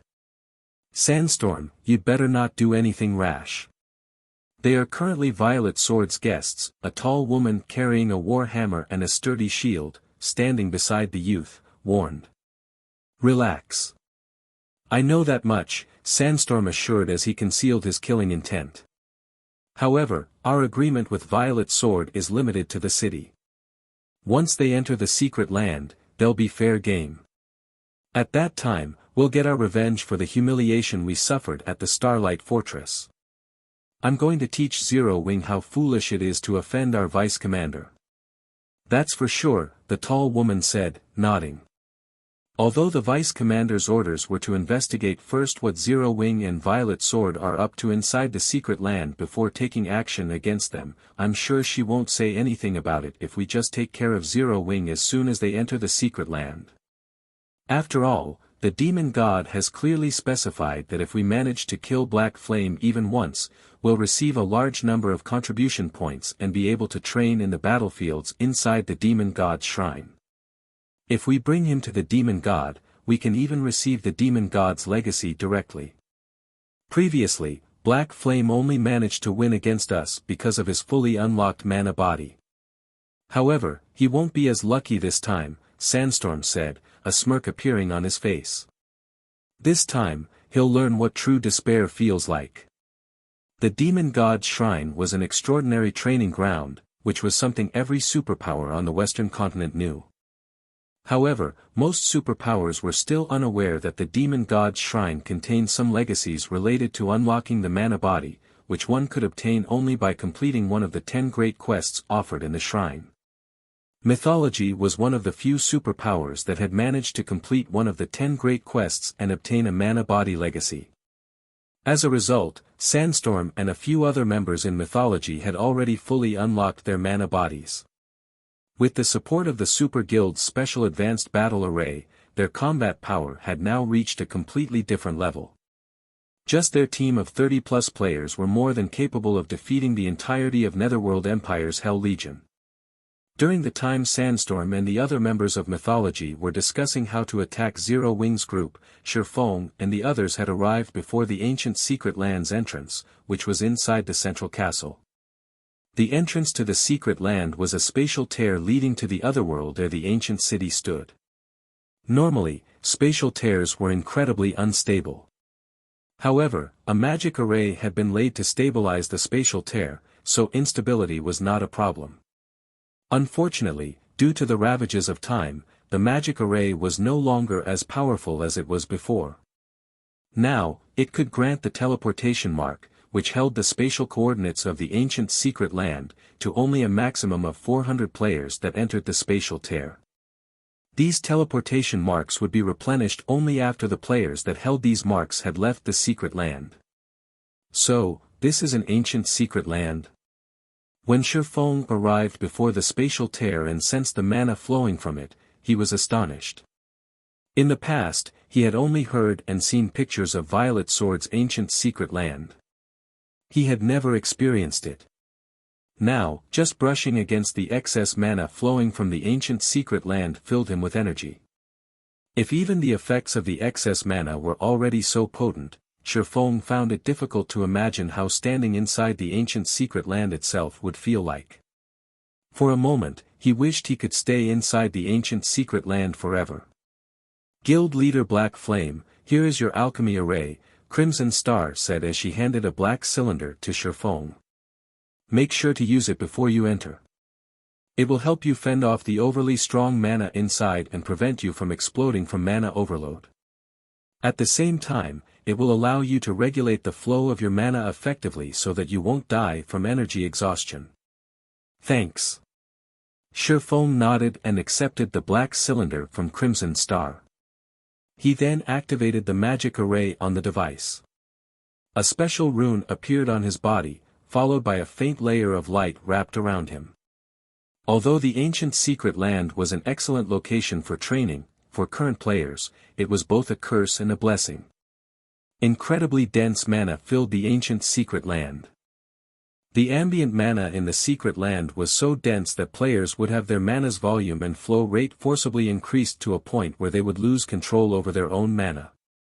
As a result, their energy consumption rate would increase drastically, which led to death by starvation within half an hour of entering the ancient secret land. If players wished to survive inside the ancient secret land for longer periods, they had to rely on alchemy arrays to regulate their mana. Even so, players could remain inside the ancient secret land for only 7 days. The alchemy array used was a consumable. Hence, Violet Sword was desperately trying to increase the production speed and volume of this alchemy array. Otherwise, even if they held the ancient secret land, they could only stare at it. After Feng and his group were all ready, Crimson Star led them into the spatial tear and disappeared from the castle. Everyone was immediately teleported to a dense forest. All around them were ancient trees towering over 100 meters. Translucent crystals adorned these trees, giving the trees and the forest a mesmerizing beauty. The mana inside the forest was also so dense that it had condensed into white mist. However, despite the white mist, everyone's vision remained unaffected. During the time everyone was enjoying the scenery around them, a roar suddenly came from a distance and echoed throughout the forest. Upon turning toward the origin of the roar, everyone quickly noticed a 200-meter-tall, one-horned bear fighting an equally tall, six-eyed ape. Every one of the two beasts' actions shook the entire forest and deformed the terrain around the monsters. Damn it! Why are two region chiefs fighting each other? Crimson Star frowned as she watched the battle of the two giant behemoths. The ancient secret land was an incredibly dangerous place. Not only were there plenty of monsters here, but each region in the secret land would have a powerful boss ruling over it. Violet Sword and Mythology had labeled these bosses region chiefs. The weakest among these region chiefs was already a level 120 mythic monster with combat standards at the Trial Tower's 6th floor. In addition, all monsters found within the ancient secret land had incredibly powerful bodies. Even an ordinary level 120 mythic monster here could rival a level 120 mythic ranked archaic species found in the outside world. Normally, both Violet Swords and Mythology's members would do their best to avoid these region chiefs when visiting the ancient secret land. The reason for this wasn't just the high casualty rate incidental to challenging these region chiefs. There was also the fact that fights with these region chiefs would attract the attention of nearby monsters. Players that fought a region chief would end up having to fight a continuously increasing number of monsters and eventually suffer annihilation. 2 region chiefs appearing in this location could be considered to be the worst-case scenario. In the outside world, there were indeed instances where players could take advantage of monsters fighting each other. However, the monsters inside the ancient secret land were incredibly smart.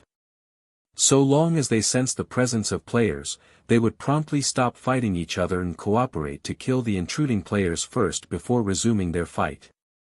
They wouldn't give players any opportunities to take advantage of it all. Why is our luck so horrid?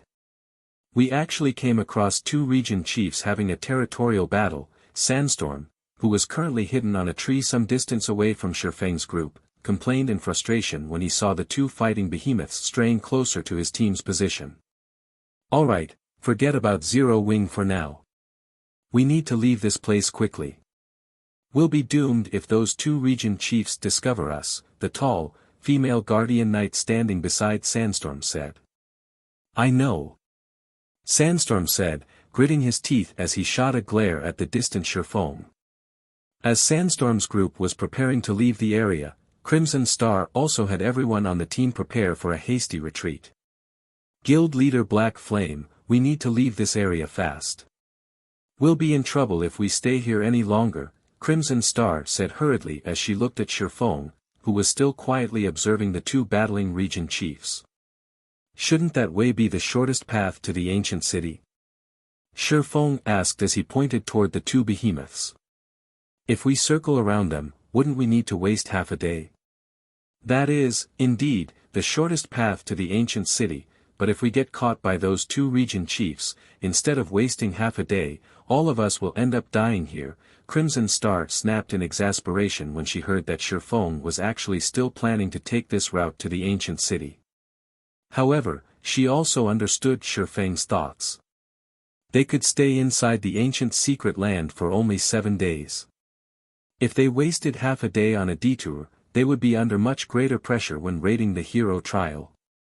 After all, with how many monsters there were inside the trial, they would need 5 or 6 days just to reach the trial boss. Read latest chapters at Wuxia World. Moreover, the 2 region chiefs were mythic bosses. In the outside world, coming across 2 mythic bosses would be akin to hitting the jackpot. However, they were currently inside the ancient secret land, facing monsters far stronger than those in the outside world. Challenging 2 mythic bosses simultaneously would simply be suicide. Otherwise, Violet Sword wouldn't have to be so careful when exploring the ancient secret land. Guild leader Black Flame, let's leave. If we don't go now, we'll enter the perception range of those 2 region chiefs, Wildfighter advised urgently. Our main goal is to clear the trial. We don't need to fight those 2 region chiefs. I guess you're right. We don't need to fight those 2, Feng said, nodding. He then turned to look at Crimson Star and Wildfighter and added, I'll lure them away. Use this opportunity to sneak past them. After saying so, Feng dashed straight for the 2 behemoths. Chapter 26-27, Feng's sword. Upon seeing Feng charging toward the 2 distant behemoths, Crimson Star and Wildfighter turned pale. He's insane. Crimson Star cursed when she saw that Feng had already gotten over 100 yards away. Immediately, she turned to the rest of the team and ordered, everyone, retreat together with floating light. Do not stop for anything. Retreat to Violet Light City. Wildfighter, hold the rear with me. Got it. Wildfighter responded and unsheathed his weapon, a solemn expression appearing on his face. In this situation, Violet Sword's members could not help growing nervous. As for Sandstorm and the other members of Mythology spectating from a distance, their eyes nearly fell out of their sockets when they saw Feng's actions. That crazy Black Flame. He's actually charging to the 2 region chiefs. Sandstorm cursed. Then, He commanded hastily, "Hurry! Retreat quickly!" As soon as Sandstorm finished speaking, Mythology's members, who had been preparing to retreat from the area already, picked up their pace with serious expressions. Black Flame truly is insane. He's actually planning to drag everyone down with him. Did Violet Sword's people not warn him about the region chiefs here? The tall, female guardian knight grumbled, similarly cursing at Feng as she jumped down from the tree she had been standing on. The region chiefs of the ancient secret land were considerably stronger than mythic monsters found in the outside world. In terms of strength and speed, they were at least 30% better. Trying to take on just one of these region chiefs with a 200-man, Tier 3 team was already an incredibly difficult task, incurring plenty of casualties. When coupled with the endless stream of other monsters that would continuously join in on the battle, any team that tried to challenge a region chief was doomed. However, what made the ancient secret land's region chiefs truly difficult to deal with wasn't their physical prowess but their massive perception range. When these region chiefs fought players, they could manipulate all the mana within a 5,000-yard radius, relying on this mana to detect all movements within range. One could say that, so long as there were players within a region chief's passive perception range of 500 yards or players fighting a region chief, then all players within a 5,000-yard radius of the region chief would become its targets. If players failed to kill the aggravated region chief, then they wouldn't be able to shake off its pursuit. This was also the reason why Mythology and Violet Sword had labeled the mythic bosses in the ancient secret land region chiefs. Normally, teams that accidentally came across a region chief were still fine. The majority of the team's members had a chance to escape with their lives. However, only annihilation awaited teams that came across two region chiefs simultaneously. Even before the female guardian knight finished speaking, Mythology's members had already turned tail and run. However, after everyone had taken just a few strides, the mana around them suddenly stirred. At the same time, they felt as if a pair of eyes were looking down on them. Obviously, the two region chiefs had already locked on to their life auras. Damn it! Everyone, split up and retreat. Every survivor counts. Sandstorm yelled. When he looked at Feng's distant figure, he felt himself going crazy. For a moment, he even suspected that Feng had deliberately provoked the two region chiefs. Meanwhile, when Crimson Star and the others saw the two region chiefs suddenly stop fighting and rapidly head in their direction, their complexions darkened. If they could not put a 5,000-yard distance between themselves and the two bosses, they had no hope of escaping the battle at all. A 5,000-yard distance. Even Tier 3 experts like themselves would still take quite some time to cover 5,000 yards. To make matters worse, tools were ineffective inside the ancient secret land, so they couldn't teleport away or accelerate their retreat from the battlefield. Crazy bastard. He's going to get us all killed. Floating Light, who was already retreating, cursed when he felt the two region chiefs locking on to his life aura. Although players wouldn't lose an entire level from dying inside the ancient secret land, the amount of EXP lost was still not a trivial matter.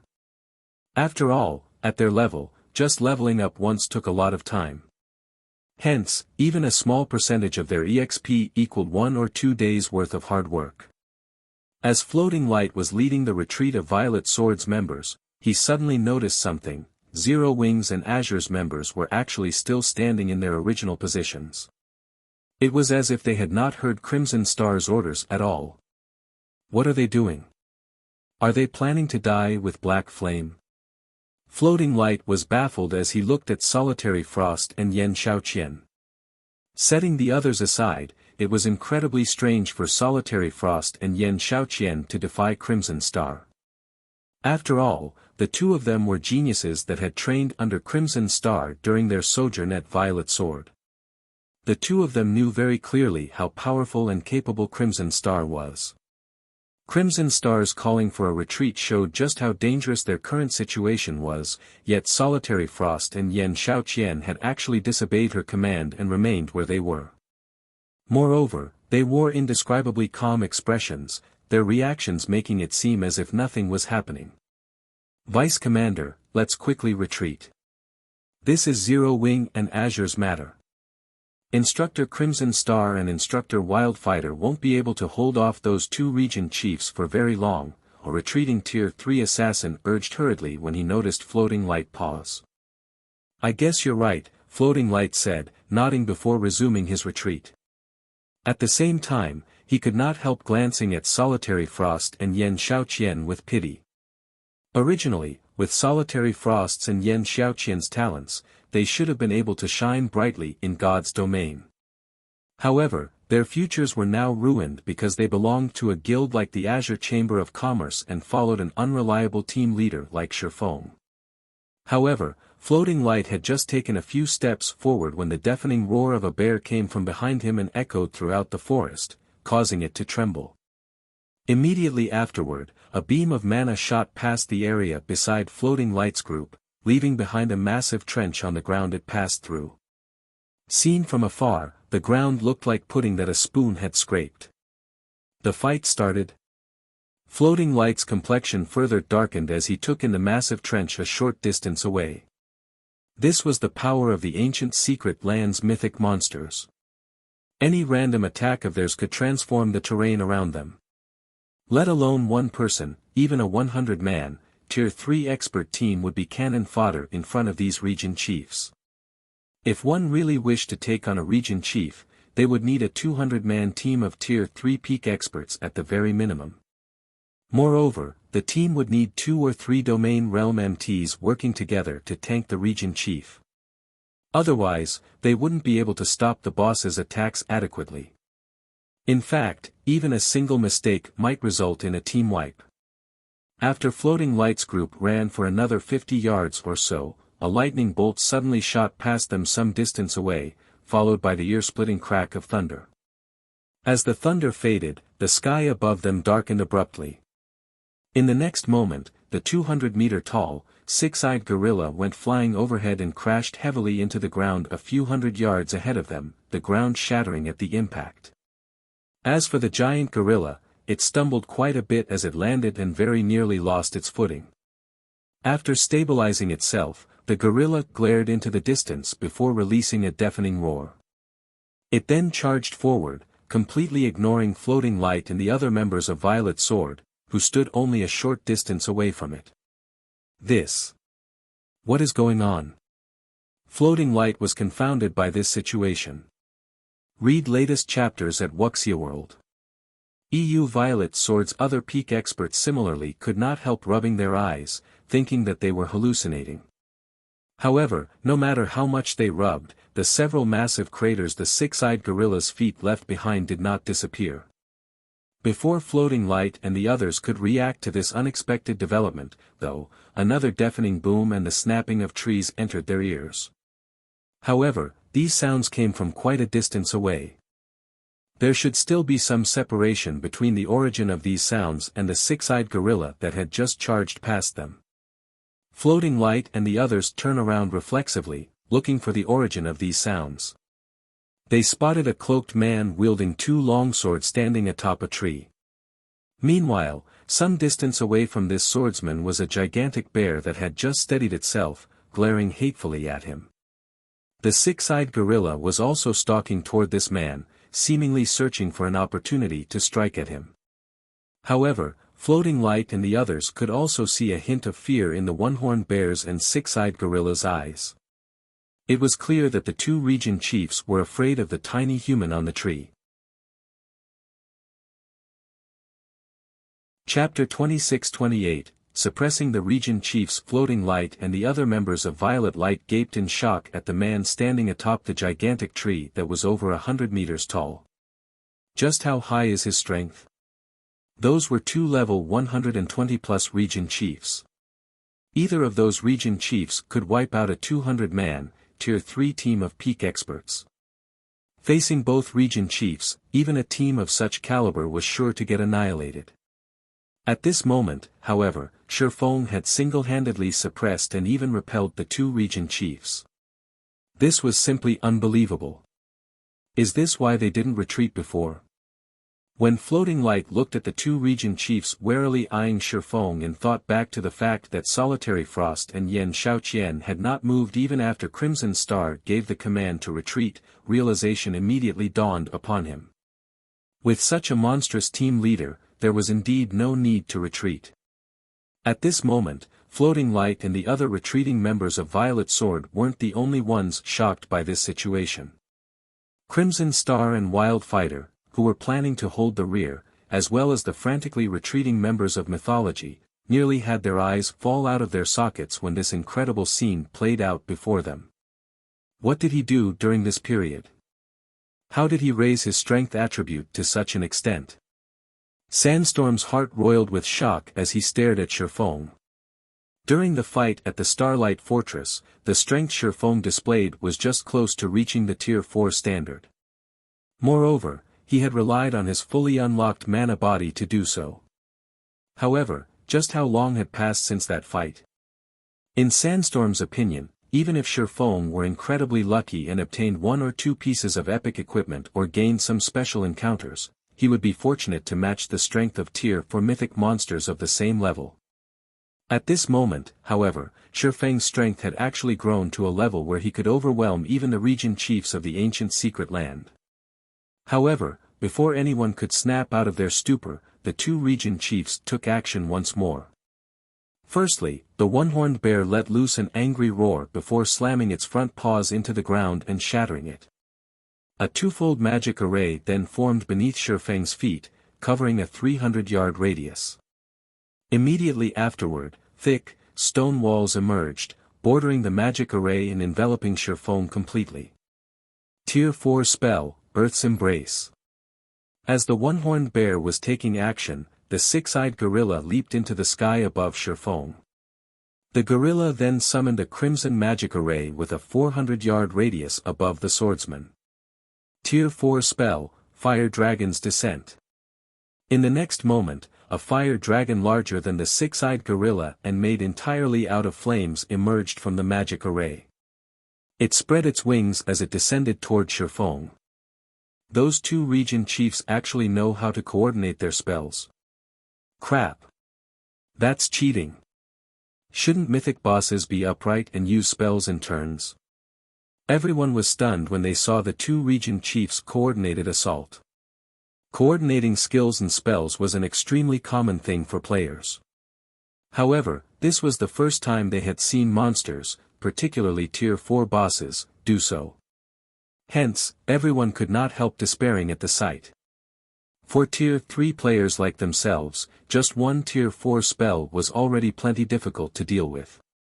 If not handled appropriately, the result would very likely be an instant team wipe. If they had to go up against two coordinated Tier 4 spells, even Tier 3 MTs with their life-saving skills activated would be killed instantly, unless they had invulnerability skills or spells. It's really over this time. Crimson Star shook her head and sighed when she saw the two coordinated Tier 4 spells. If it were her, she could defend against one Tier 4 spell using a Tier 3 curse. However, even she would be powerless against two Tier 4 AoE spells. This didn't mean that she had just one Tier 3 curse in her arsenal of spells, in fact, she had several. Currently, however, it was simply impossible for her, and most likely all magical class players in God's domain, to double-cast two Tier 3 curses. Ha ha ha. So what if you have amazing strength? Let's see how you deal with this. Sandstorm burst out in laughter when he saw the two region chiefs' coordinated assault on Feng. The swordsman's strength had indeed exceeded his expectations. In fact, he felt powerless when he witnessed Feng's fearsome display, and it was definitely impossible for them to exact revenge on him this time. However, being able to see the two region chiefs killing Feng now wasn't a bad outcome either. After all, he knew that, because of the demon god's curse, the swordsman would suffer triple the death penalty every time he died. Although they were currently inside the ancient secret land where the death penalty was not as stringent as that in the outside world, a triple death penalty would still deal Feng a heavy blow. However, while everyone was looking at the gigantic fire dragon descending toward Feng, the swordsman surprisingly maintained his composure. Moreover, aside from Feng, the spectating members of Zero Wing and Azure also remained indescribably calm in this situation. Finally, a chance. Solitary Frost muttered as he watched Feng closely, his eyes glittering with joy and excitement. At this moment, aside from Solitary Frost, everyone else from the Azure Chamber of Commerce also had excited expressions. What's wrong with them? Floating Light was perplexed as he looked at Solitary Frost and the others. Feng was about to die here, yet Solitary Frost and the others were actually feeling excited about it. Come. While Floating Light was fraught with confusion, Feng made his move. In the next moment, Feng sheathed Killing Ray and held the abyssal blade with both hands. He then jumped up from the treetop, propelling himself straight toward the descending fire dragon. He's going to resist the attack head-on. Floating Light could not help but disapprove of Feng's decision when he saw the swordsman heading for the fire dragon. A Tier 4 spell could exhibit much greater power than a mythic monster could with its physical body. This was especially true in the ancient Secret Lands environment. Due to the abundant mana here, skills and spells would exhibit much greater power than they normally could in the outside world. A Tier 4 spell cast by a mythic monster could instantly kill a Tier 3 metric tons who had a life-saving skill activated. Just as Feng was about to collide with the fire dragon, he suddenly raised the abyssal blade overhead and swung it at the fire dragon. Shatter! The phantom of a gigantic greatsword suddenly appeared in the sky, creating a pitch-black wall there as it slashed toward the descending fire dragon. First Sword, Light Shadow. Read latest chapters at Wuxia World. EU. In the next moment, the pitch-black wall not only bisected the fire dragon but also continued extending toward the six-eyed gorilla hovering over 100 yards above the fire dragon. Upon seeing the approach of the pitch-black wall, the six-eyed gorilla panicked and instinctively tried to flee the area. However, the pitch-black wall extended far too rapidly. Even though the six-eyed gorilla flew as fast as it could, it still failed to outmaneuver the pitch-black wall and ended up getting one of its arms cut off. The six-eyed gorilla let loose an agonized shriek that echoed throughout the forest at the grievous injury. Shortly afterward, an arm the size of a mountain fell into the forest below, a massive crater formed around the arm from the force of the impact. As for the six-eyed gorilla, it plummeted to the ground and tumbled helplessly for some distance. Due to the loss of its arm, the gorilla's combat power also decreased significantly. Chapter 26-29, Ancient Secret Lands Power. How is this possible? That's a mythic monster we're talking about. How could a Tier 3 player like him break through its defensive threshold? Crimson Star and Wildfighter could not believe their eyes as they watched the tumbling six-eyed gorilla. Not only had Feng shattered a Tier 4 spell with a single move, but he had even used the same move to injure the six-eyed gorilla severely. On paper, the gorilla had only lost around 500,000 HP from the attack, which was nothing compared to its 2 billion HP, but in reality, his attack had caused far more damage than that. There were two general types of attacks in God's domain. The first type reduced the HP of the target, while the other weakened the target's defenses. In the case of the former, if the target's HP fell to 0, then they would die. In the case of the latter, if the target had its defenses destroyed, then its physical body would suffer damage, which would, in turn, reduce the target's combat power, as well as the difficulty of killing said target. Only, it was incredibly difficult for players to execute attacks capable of destroying a monster's defenses, particularly those of high-ranking monsters, as the stronger a monster was, the higher its defensive threshold would be. Normally, players couldn't destroy the defenses of a monster of the same tier, much less those of a higher tier. The best players could do against higher-tiered monsters was cause minor injuries and continuously stack these minor injuries to reduce the monster's combat power. Against the six-eyed gorilla, only an attack carrying power at the peak Tier 4 standard had a chance of overwhelming its defensive threshold. However, despite being a Tier 3 player, Feng had actually managed this feat without resorting to external tools. This was inconceivable. Meanwhile, when Sandstorm and the other members of mythology saw this scene, they, too, gaped in shock. Can he still be considered a player? There were no words to describe the shock Sandstorm felt as he gazed at Feng right now. In the eyes of ordinary players, having the ability to surpass a monster's defensive threshold only meant that they could reduce the combat power of the target monster. However, for peak experts and apex experts, who frequently fought high-tiered monsters, having such an ability held an entirely different meaning.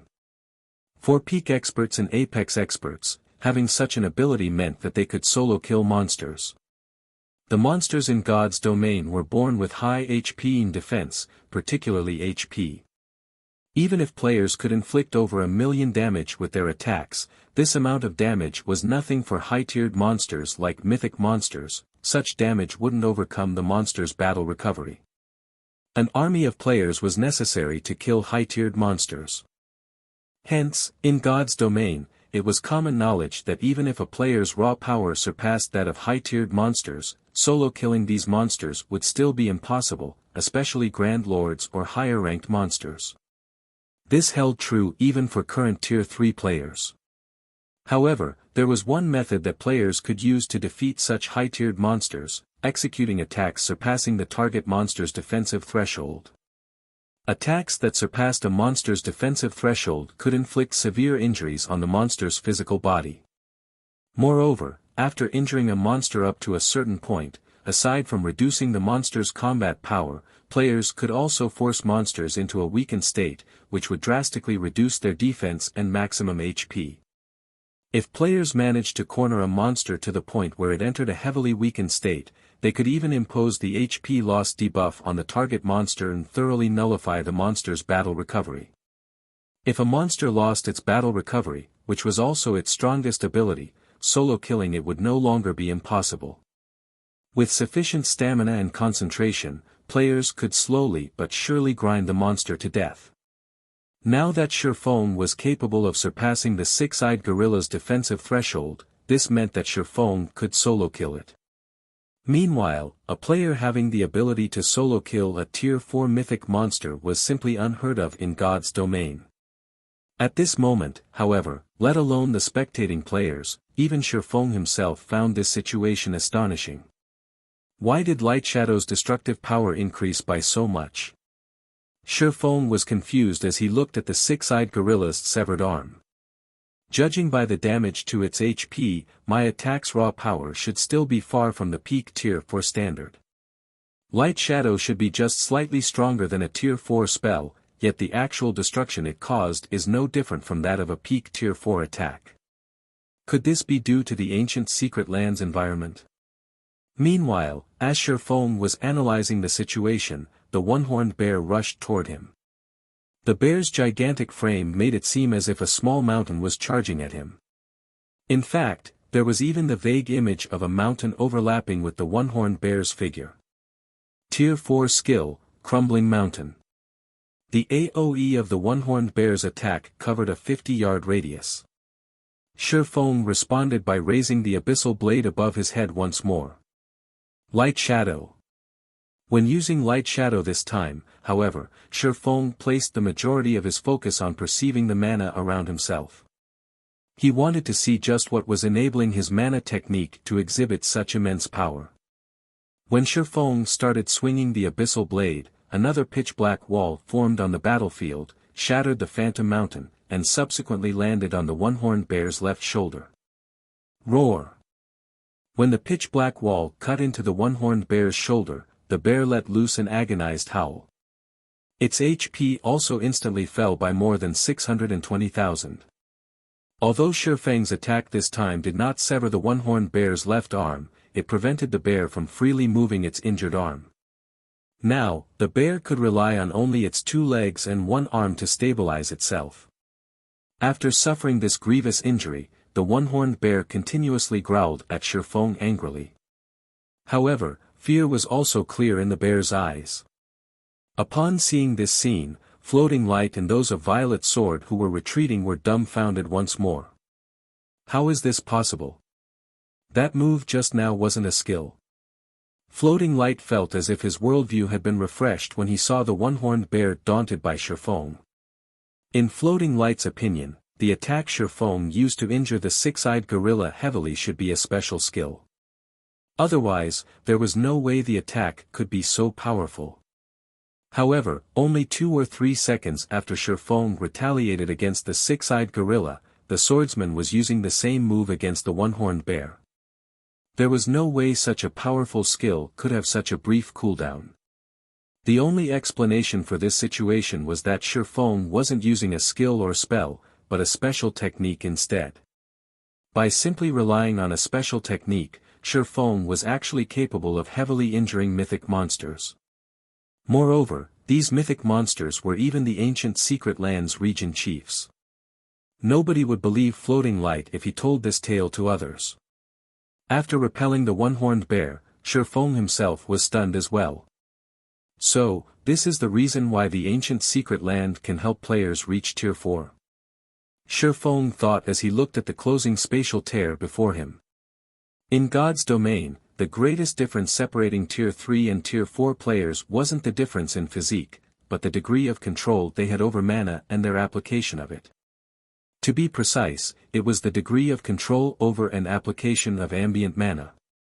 Controlling and utilizing ambient mana might be something players had started doing since the start of the game, but the standard at which Tier 0 players did it was only at the most basic level. Their efficiency in utilizing mana was extremely low. Hence, players needed to rely on the mana of their fully unlocked mana bodies to guide and utilize the ambient mana for their own use.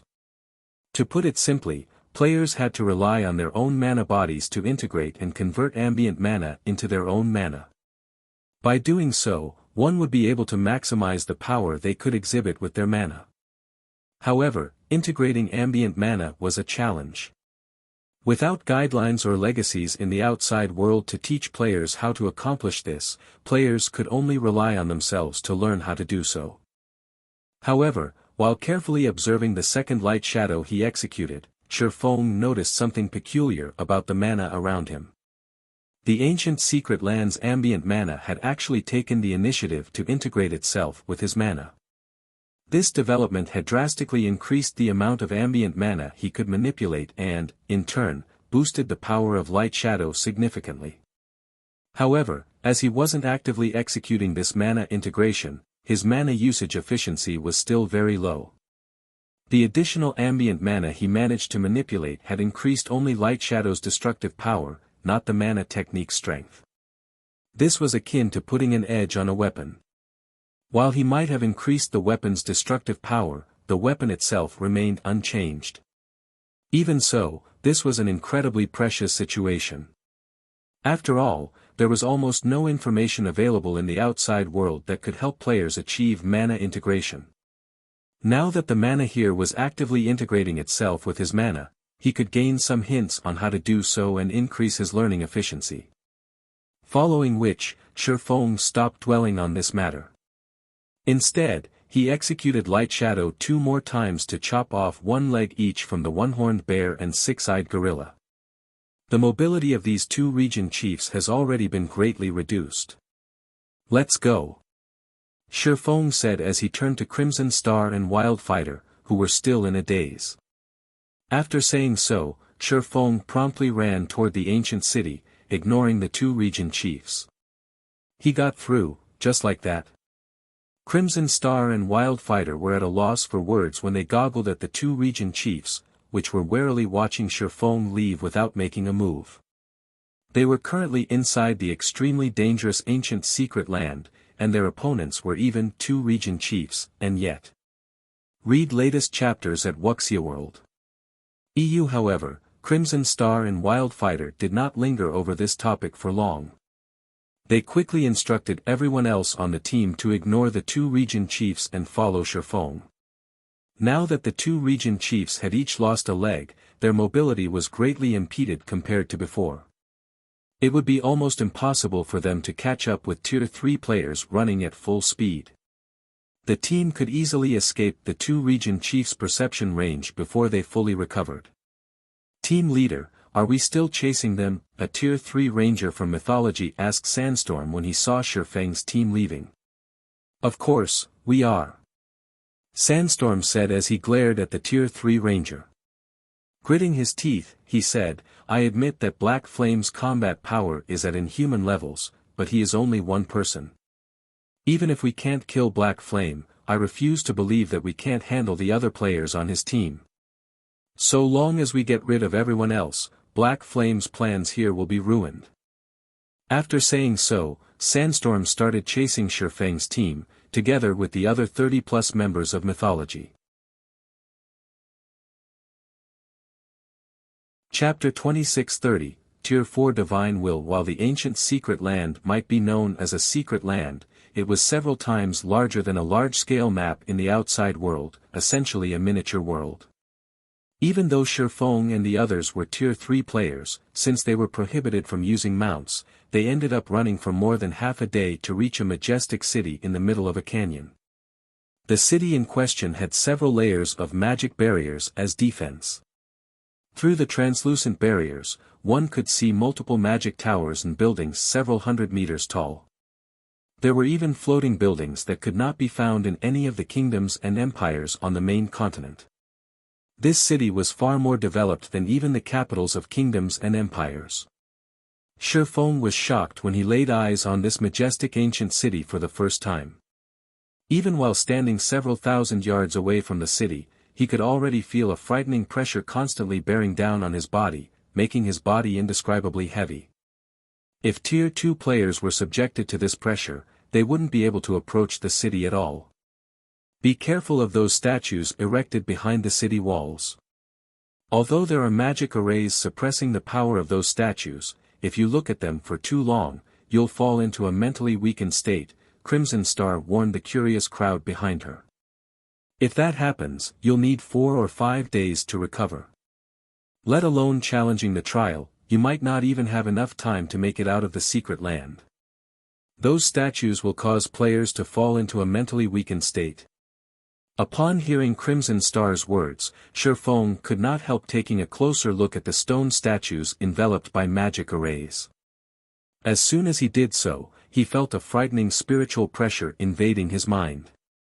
At the same time, the figure of an ancient being appeared briefly before his mind's eye. Feng's heart palpitated from this mental pressure. Fortunately, his mind was able to resist it, if just barely. Tier 4 Divine Will. Feng was somewhat surprised at the mental pressure the statues were exuding.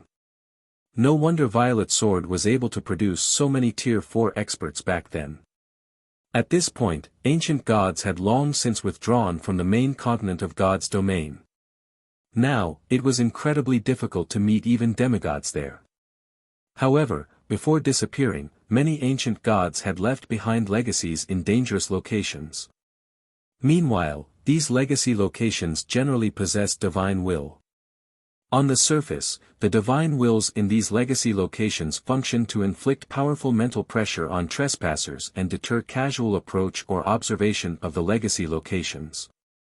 However, divine will also had a very useful function for players, the tempering of concentration. In God's domain, players' stamina and concentration were considered hidden attributes and were incredibly difficult to raise. This was especially true for the concentration attribute. Aside from tier promotions, there were no clear methods that players could use to raise their concentration. Originally, concentration was an attribute few players paid attention to, as they would generally run out of stamina before they would concentration. However, as more and more players started learning combat techniques, everyone finally understood the importance of concentration.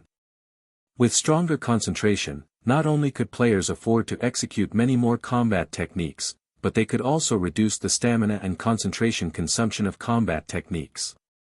Most importantly, powerful combat techniques required sufficiently high concentration. Unfortunately, there weren't many known methods that players could use to reliably increase their concentration. Generally, players could only rely on raising their tiers or improving their brain activity to do so.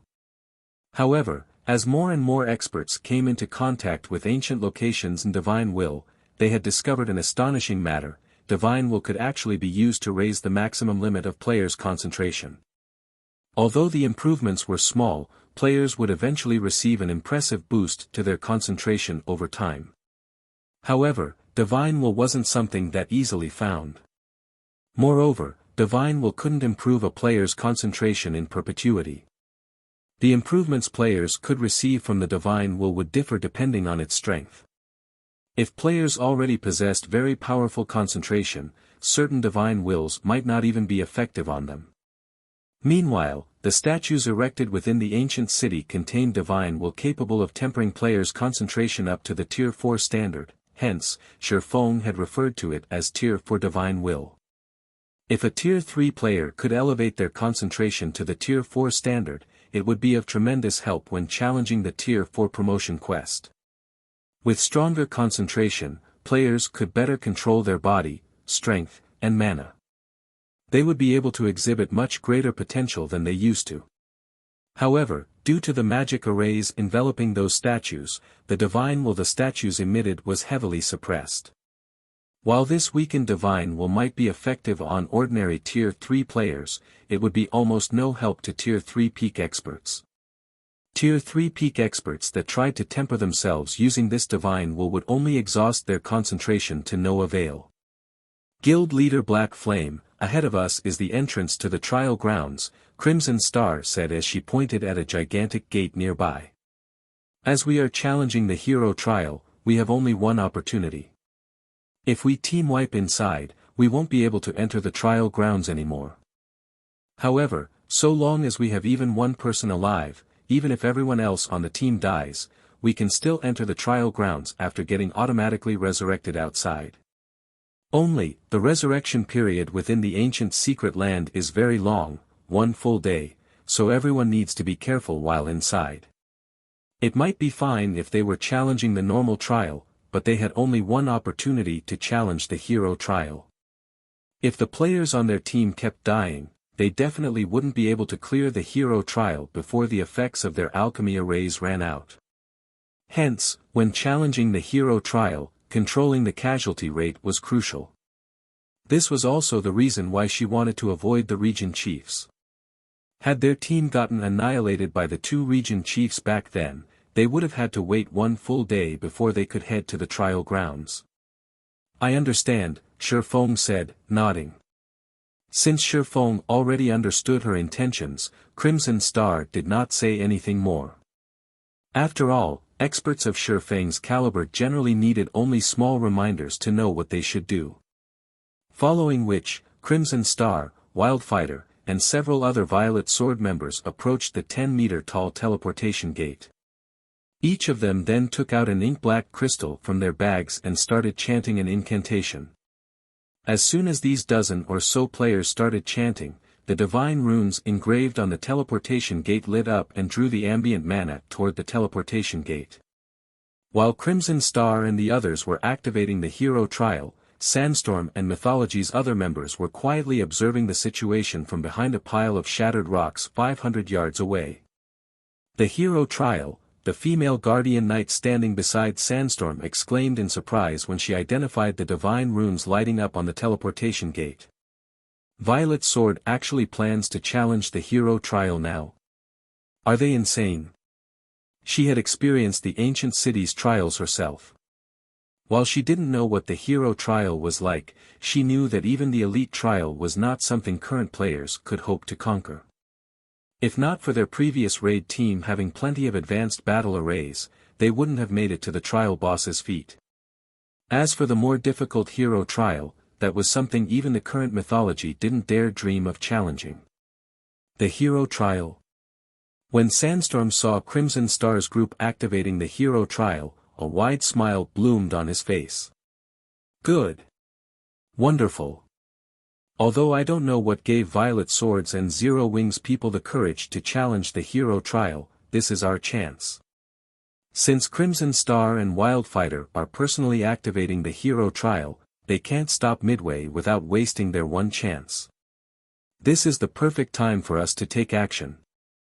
But dealing with Black Flame won't be easy, the female guardian knight argued worriedly as she eyed Feng, who was standing beside the teleportation gate. With him around, it'll be difficult for us to gain any advantage. Relax. The vice commander prepared a trump card for our operation this time, Sandstorm said, grinning. He then took out several gleaming gemstones from his bag. These are Tier 3 magic devouring gemstones, which the vice commander obtained from the demon god's shrine. If we equip them on level 100 dark gold weapons or above, we can sacrifice the weapon and the gemstone to gain Tier 4 power for a short period. This item isn't subject to any restrictions inside the ancient secret land. The vice commander gave me 5 of these as a precaution. So long as we 5 team leaders use this gemstone, we'll have 5 Tier 4 combatants on our side. Including the HP and defense we'll gain from the advanced battle array, we should be able to pin down Black Flame with just 3 people. The remaining 2 team leaders will lead the rest to slaughter Violet Swords and Zero Wings members. All their efforts will go down the drain. Read latest chapters at Wuxia World. EU, if you had such treasures on you, why didn't you take them out earlier? The female guardian knight grumbled as she rolled her eyes at Sandstorm. Previously, the task their vice commander gave them was for them to spoil Violet Sword's plan, as well as kill Feng if possible. With the magic devouring gemstones, while they might not be capable of killing Feng, spoiling Violet Sword's plan would be child's play. After all, players that died in the ancient secret land needed to wait 1 full day to get resurrected. If they could kill a significant number of Violet Swords and Zero Wings members, the 2 guilds would waste 1 day of the alchemy array's operational time, which would, in turn, drastically reduce the 2 guilds' odds of clearing the hero trial. And if they could interrupt the activation of the teleportation gate, they would thoroughly shatter Violet Sword's plan of raiding the hero trial. Alright, 1 for each of you, Sandstorm said as he distributed the magic devouring gemstones to the 4 other team leaders on the team. He then looked toward Feng and said, "It's time we let Black Flame know how foolish it is to offend mythology." Chapter 2631, Yan Xiaoqian taking action. As Crimson Star and the others chanted their incantation, a spatial tunnel gradually opened in the teleportation gate. The moment the spatial tunnel appeared, everyone present felt an ancient aura spilling out from it as if a dragon from the abyss had just awakened. An unprecedented pressure bore down on their bodies. So, this is the hero trial. Feng was inwardly astonished when he felt the pressure on his body. The strength of this aura practically rivals that of a demigod. Even Tier 3 experts will most likely have difficulty exhibiting combat power at the Tier 2 standard while inside. While the pressure an aura subjected players to was not fatal, it would affect their combat power. At this moment, the aura leaking out of the spatial passage was so powerful that it made even Feng feel very uncomfortable. If other Tier 3 players were to fight while subjected to this aura, their combat power would definitely suffer. There are still 40 seconds left until the teleportation gate is fully activated. A mana shockwave will occur when that happens. Floating Light, start constructing a barrier. Crimson Star said through the team chat when she saw the spatial passage stabilizing. Understood. Upon hearing Crimson Star's command, Floating Light promptly ordered Violet Sword's Tier 3 magical classes to construct a Tier 3 defensive barrier. While a mana shockwave wouldn't cause direct damage, players that got hit by one would have their control over and perception of mana weakened significantly for a certain period. Players might even lose the ability to use skills and spells during this time. On Violet Sword's first attempt at the normal trial, the raid team dispatched had failed to take this mana shockwave into account. As a result, the raid team had suffered from a runaway mana state for 1 whole day. However, as Violet Sword's members were constructing the defensive barrier, a low shout came from a distance. A chance. Everyone, attack. Interrupt the teleportation gate's activation. Sandstorm commanded when he saw Floating Light and the magical class players of Violet Sword constructing a magic barrier. Immediately, several figures charged toward Crimson Star's group with flying speeds. The Silver Light Legion. Crimson Star immediately recognized Sandstorm's group when she saw them, her complexion darkening slightly. Sandstorm. Is mythology trying to break the agreement? If their team had come across Sandstorm's group under normal circumstances, she wouldn't have paid mythology's members any attention at all. However, Violet Sword's peak experts were currently occupied with activating the teleportation gate and defending against the resulting mana shockwave. They barely had any manpower available to repulse Sandstorm's group. Meanwhile, Sandstorm's team consisted of Void Realm experts or better. If these people attacked now, the consequences would be unimaginable. Moreover, Sandstorm and the others had their advanced battle arrays activated, which boosted their basic attributes far beyond those of ordinary Tier 3 players. Agreement? Sandstorm laughed at Crimson Star's words. I don't recall mythology making any agreements with Violet Sword regarding what happens inside the ancient secret land. Besides, if you have to blame someone, blame yourselves for not knowing what's good for you. Since you dare to partner with Zero Wing, then die with it. Sandstorm's team accelerated. Damn it. They're actually taking action. Crimson Star turned to Floating Light and said, Light, coordinate with Guild Leader Black Flame's group and buy us time. If the teleportation gate's activation is interrupted, we'll lose our chance to challenge the hero trial. Understood. Floating Light nodded in response.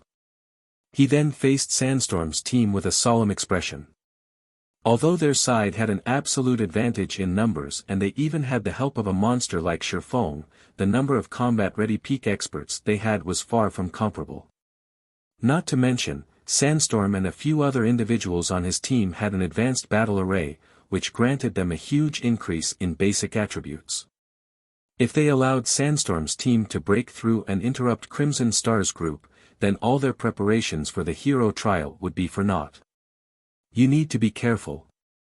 I don't know why, but Sandstorm and his fellow team leaders are actually giving off a pressure like a mythic monsters. Do not clash with them directly, no matter what. Wildfighter reminded, a serious expression similarly appearing on his face. All you need to do is buy time.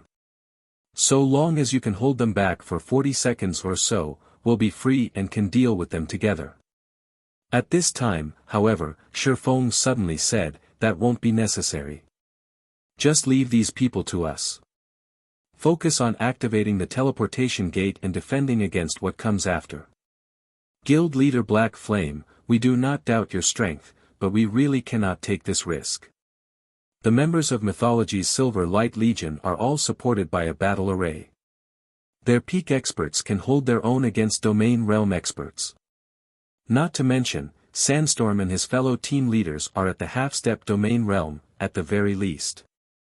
The few of them also possess some kind of strange strength.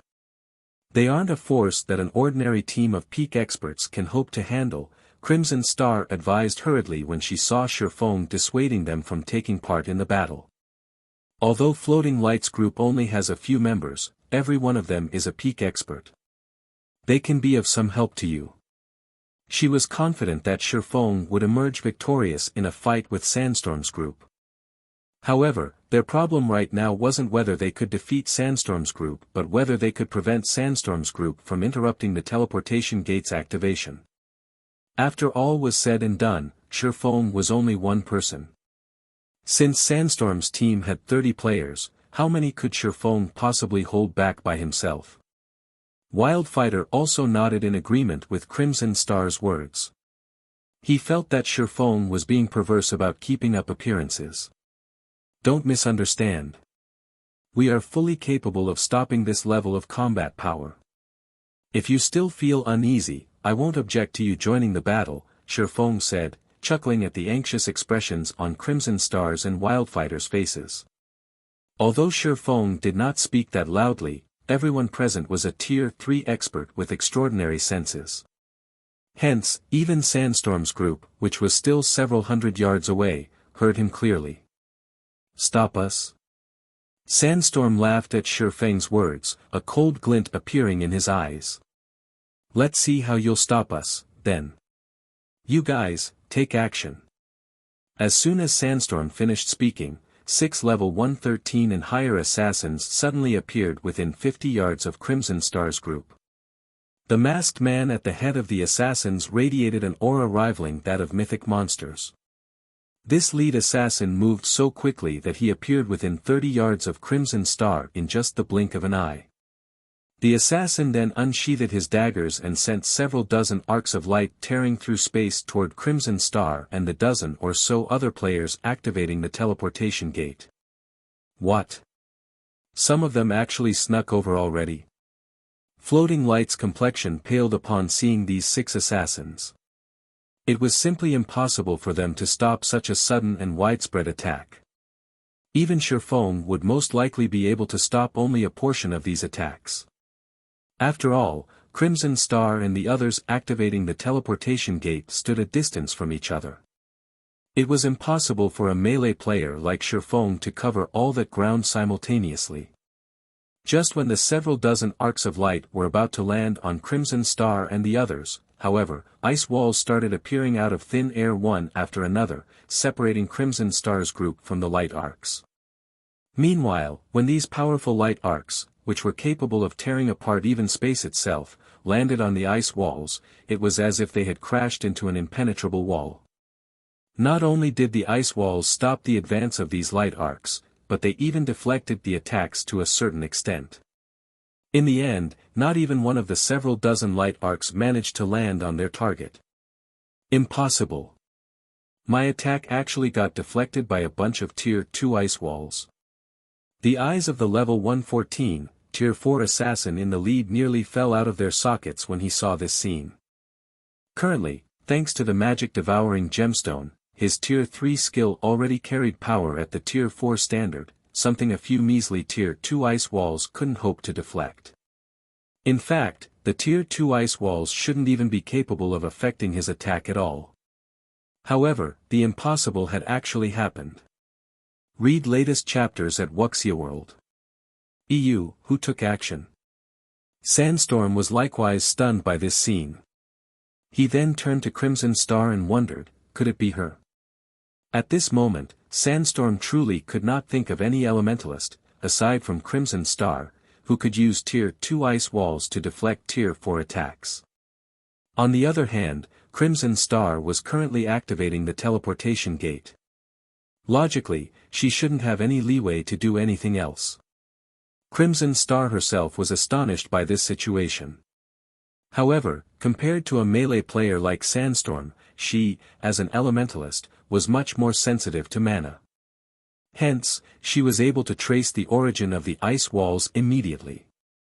Xiaoqian. When Crimson Star turned to look at the origin of the ice walls, however, she was stunned when her gaze landed on Yan Xiaoqian. Currently, Ice-type mana swirled around Yan Xiaoqian, a testament to the activation of an Ice-type spell. Since when was she this strong? Chapter 2632, Silenced Battlefield. Upon seeing Yan Xiaoqian take action, Violet Sword's members fell silent. Yan Xiaoqian had attracted a lot of attention when she participated in the training for young talents in Violet Sword. One of the reasons for this was that she was only half a step away from entering the domain realm. The other reason was Instructor Tori's willingness to teach her. Hence, most of Violet Sword's upper echelon and peak experts had done their research on her and knew what kind of strength she possessed. However, the current Yan Xiaoqian was like a completely different person from the one they knew. She had single-handedly stopped the attack of a peak expert whose basic attributes were at the Tier 4 standard. Moreover, this Tier 3 assassin expert was also clearly only half a step away from the domain realm. Of the Violet Sword members present, even domain realm experts like Crimson Star and Wildfighter might not be able to stop the assassin's attacks completely, yet Yan Xiaoqian had. Naturally, this surprised Violet Sword's members. Her mana body is fully unlocked. Wildfighter, who stood relatively close to Yan Xiaoqian, revealed astonishment on his face when he sensed intense mana fluctuations from her. Her mana body was only at a little more than 50% potential 3 days ago. What did Zero Wing do? Upon hearing Wildfighter's words, realization dawned upon the other Violet Sword members present, and every one of them stared at Xiaoqian in even greater astonishment. This was especially true for Floating Light, who had trained under instructor Tori together with her. How is this possible? This is the mana body we are talking about. How can she fully unlock it in just 3 days? Floating Light's eyes widened in shock as he gaped at Xiaoqian. For a moment, he felt as if he was looking at a stranger. When it came to talent in combat, he was superior to Xiaoqian. In addition, after he had trained in the ancient Secret Land's special training ground, his combat power was now recognized as almost equal to Solitary Frost's. In theory, he should be far superior to Xiaoqian. Now, however, it turned out that Xiaoqian's combat power actually surpassed his by a large margin.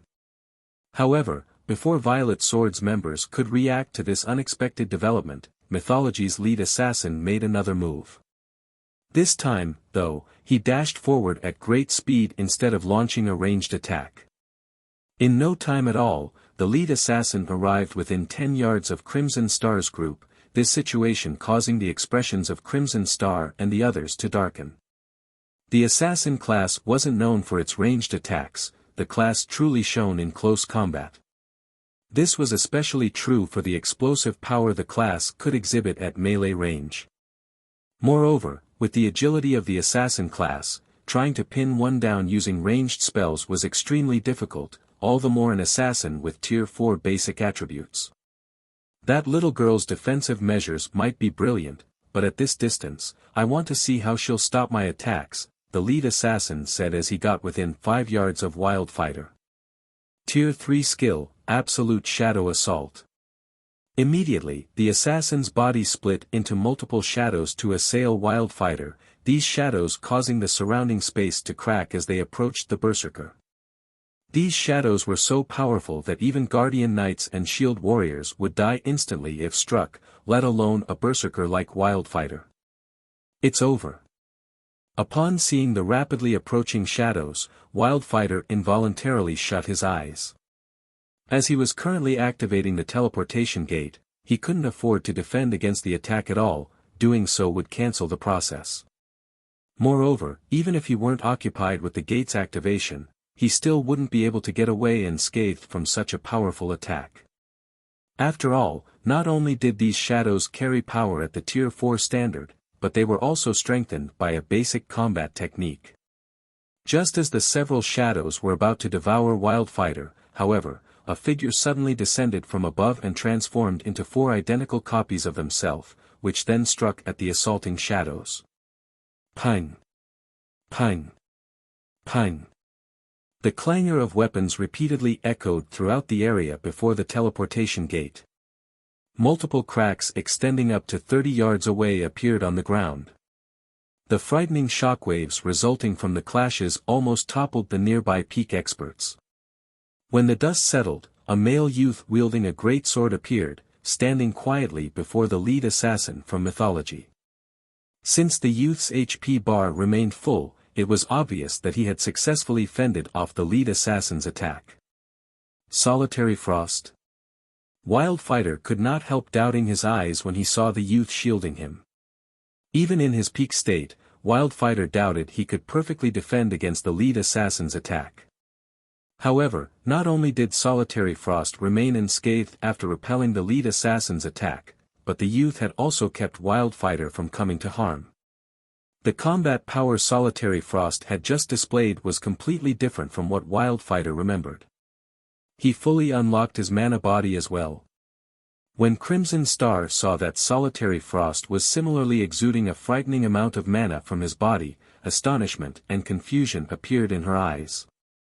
In the case of Xiaoqian, Crimson Star still found it understandable for the girl to unlock her mana body to 100% potential in just 3 short days. After all, Xiaoqian was a magical class player. She boasted far better mana control than melee experts like Solitary Frost. She had much better odds of unlocking the mana body.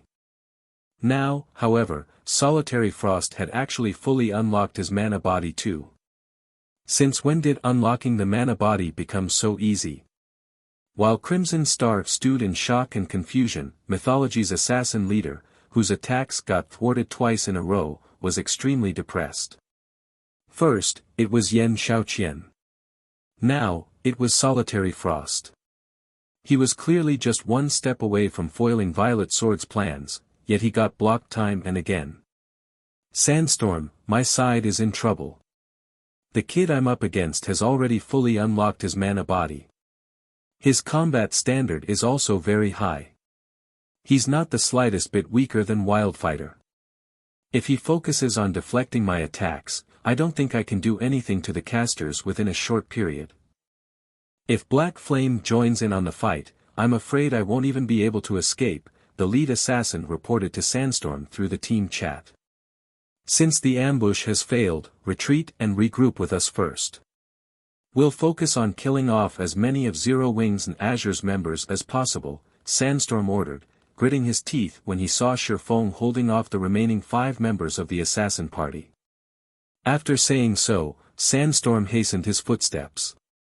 Previously, the main group of Mythology's team had deliberately exposed themselves to hold the attention of Feng and the other Zero Wing members with fully unlocked mana bodies so that the assassin party would succeed in its ambush. However, Azure turned out to have monsters with fully unlocked mana bodies as well. This unexpected development had thrown a wrench into Sandstorm's original plans. Everyone, charge. No need to hold back anymore. We'll get rid of them together with the assassin party. Sandstorm shouted as he pointed at Zero Wings members. Upon seeing Sandstorm's team rushing towards Zero Wings and Azure's members, Crimson Star and Wildfighter could not help growing anxious. Guild leader Black Flame, we must not let that Tier 3 assassin regroup with Sandstorm's group. Team leaders like him can enter a battle array with each other. If we let him regroup with the main team, those team leaders will become even stronger. Crimson Star warned when she saw Mythology's assassin leader retreating at flying speeds. Relax. Even if they regroup, they have no chance of victory, Feng assured her, smiling. Even after seeing Mythology's assassin party retreating, he showed no intention of giving chase. But, Crimson Star fell speechless when she saw Feng's nonchalant attitude toward Mythology. She knew that Zero Wing had sent over 100 experts with fully unlocked mana bodies this time. These experts undoubtedly possessed astonishing combat power. However, the 30-plus members of Mythology's Silver Light Legion were no pushovers either.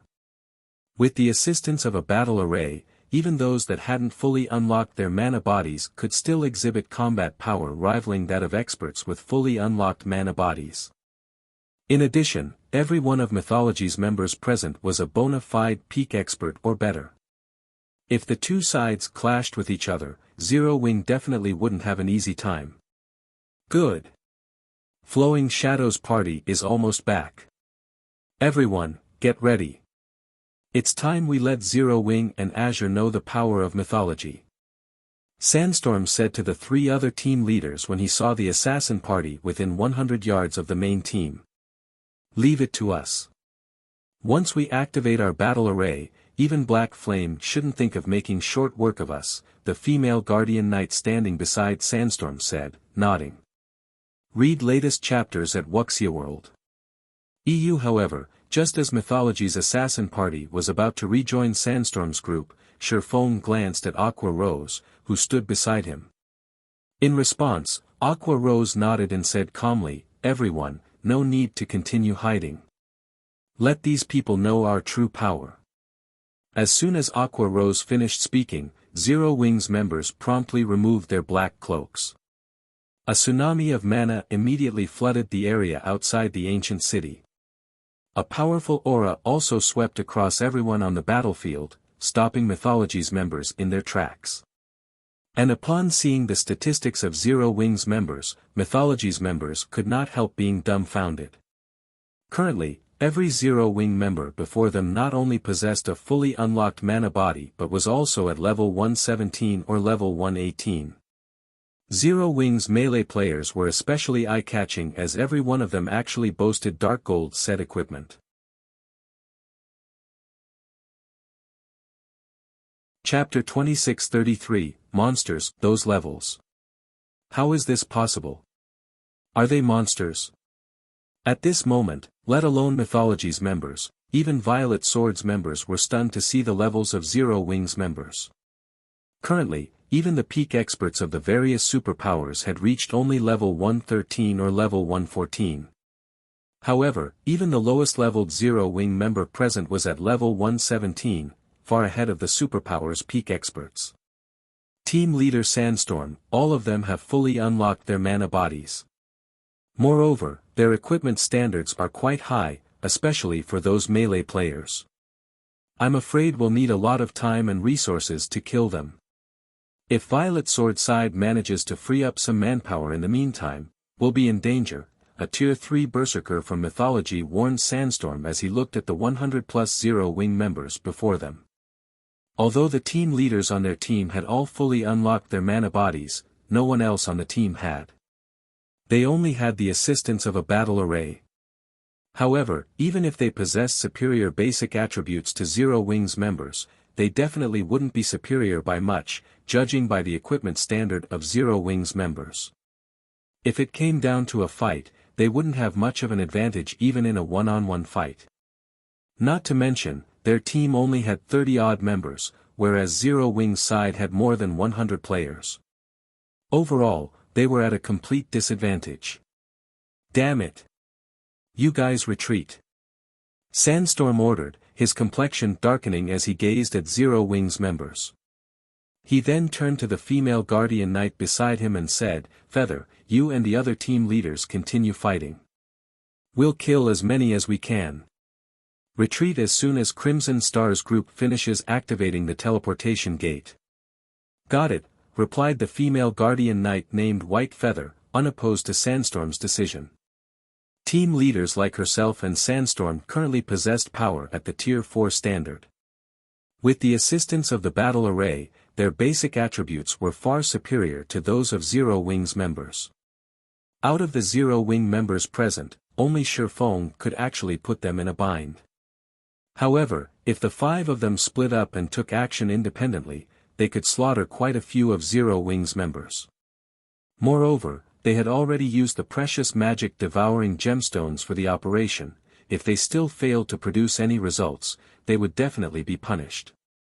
Obedient to Sandstorm's command, everyone from Mythology, aside from the 5 team leaders, promptly turned around and fled.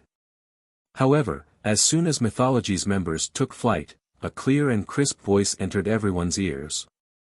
"Don't even think of getting away so easily."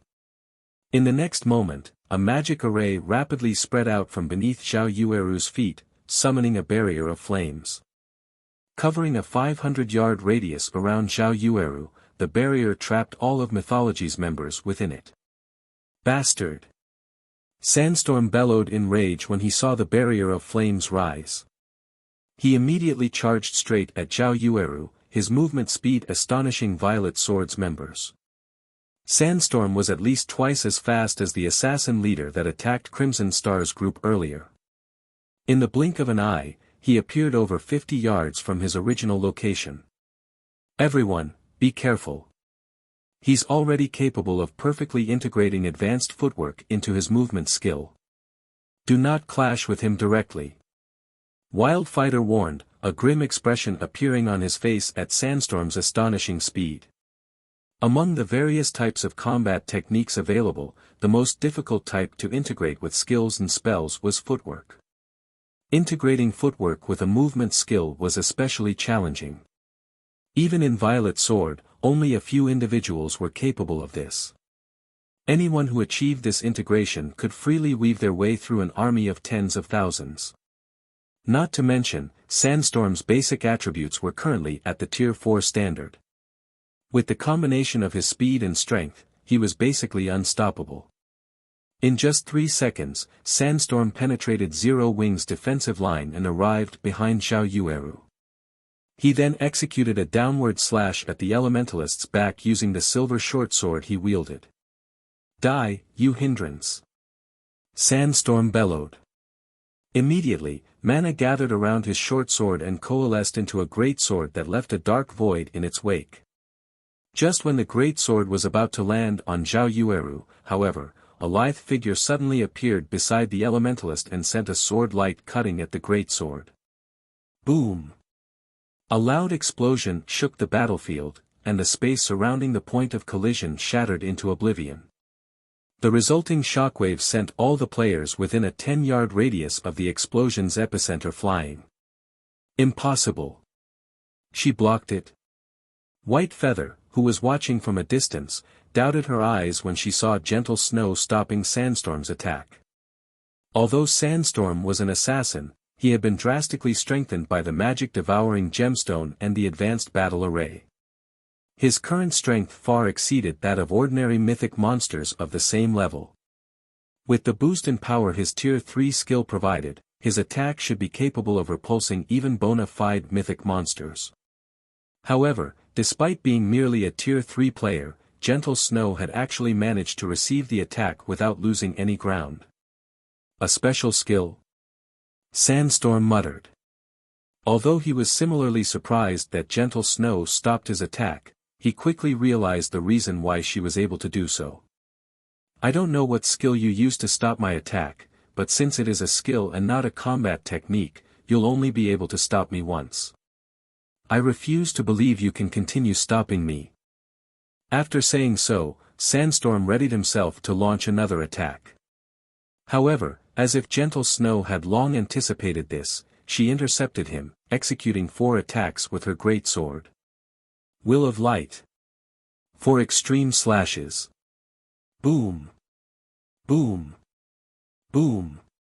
Boom. Sandstorm quickly responded to Gentle Snow's intervention, rapidly brandishing his short sword to defend against the 4 slashes. Every attack he blocked sent him stumbling 1 step back. Are you done using your skill yet? Although Sandstorm was forced to retreat by 4 steps, he still maintained a calm expression. He then smirked and said, "If you're done, it's my turn now." However, just as Sandstorm finished speaking, Gentle Snow raised Glorious Will above her head. At the same time, her body started releasing a sacred glow that suppressed even the space around her. Disappear! Gentle Snow shouted as she swung Glorious Will down at Sandstorm. A boundless light devoured Sandstorm. Myth of Light. With just 1 attack, Gentle Snow obliterated everything before her within 100 yards. Even space itself shattered. As for Sandstorm, he went flying over 100 yards away, his HP falling below 50% and his body covered in injuries. When he hit the ground, the impact created a huge crater. Upon seeing this scene, everyone present was astonished. Violet Swords and Mythology's members, in particular, could not help gaping in shock. Just how many cards does Zero Wing have hidden? Crimson Star wondered aloud as she stared at Gentle Snow. First, it was Feng. Now, it was Gentle Snow. Gentle Snow was clearly only at the Void Realm standard. In terms of basic attributes, she had to be quite inferior to Sandstorm. Moreover, Sandstorm had also fully unlocked his mana body already. The only advantage she had was her level of 118. No matter how Crimson Star looked at it, Gentle Snow shouldn't be a match for Sandstorm. In the end, however, Gentle Snow had used only a few moves to topple Sandstorm. The power of her final attack, in particular, practically rivaled that of the attack Feng used to deal with the 2 region chiefs. Feather, what should we do? Sandstorm is already heavily injured. There's still Sinful Flame on Azure's side. With just the 4 of us, I'm afraid we'll have difficulty accomplishing anything, the Tier 3 elementalist standing beside White Feather asked when he saw Sandstorm struggling even to stand up right now. With the situation as it was, they wouldn't gain anything from continuing this fight. Out of the 5 team leaders taking part in this operation, Sandstorm was the strongest while White Feather came second. Now that Sandstorm was heavily injured and occupied in battle, it was up to White Feather to take charge. We retreat. Zero Wing's strength exceeds our expectations. We need to report this matter to the Vice Commander as soon as possible. Read latest chapters at Wuxia World. But what about the fire barrier? The Tier 3 elementalist asked as he looked at the barrier of flame surrounding them. If I use my trump card, I should be able to shatter it. Once it's gone, have everyone retreat at full speed. White Feather instructed. Alright.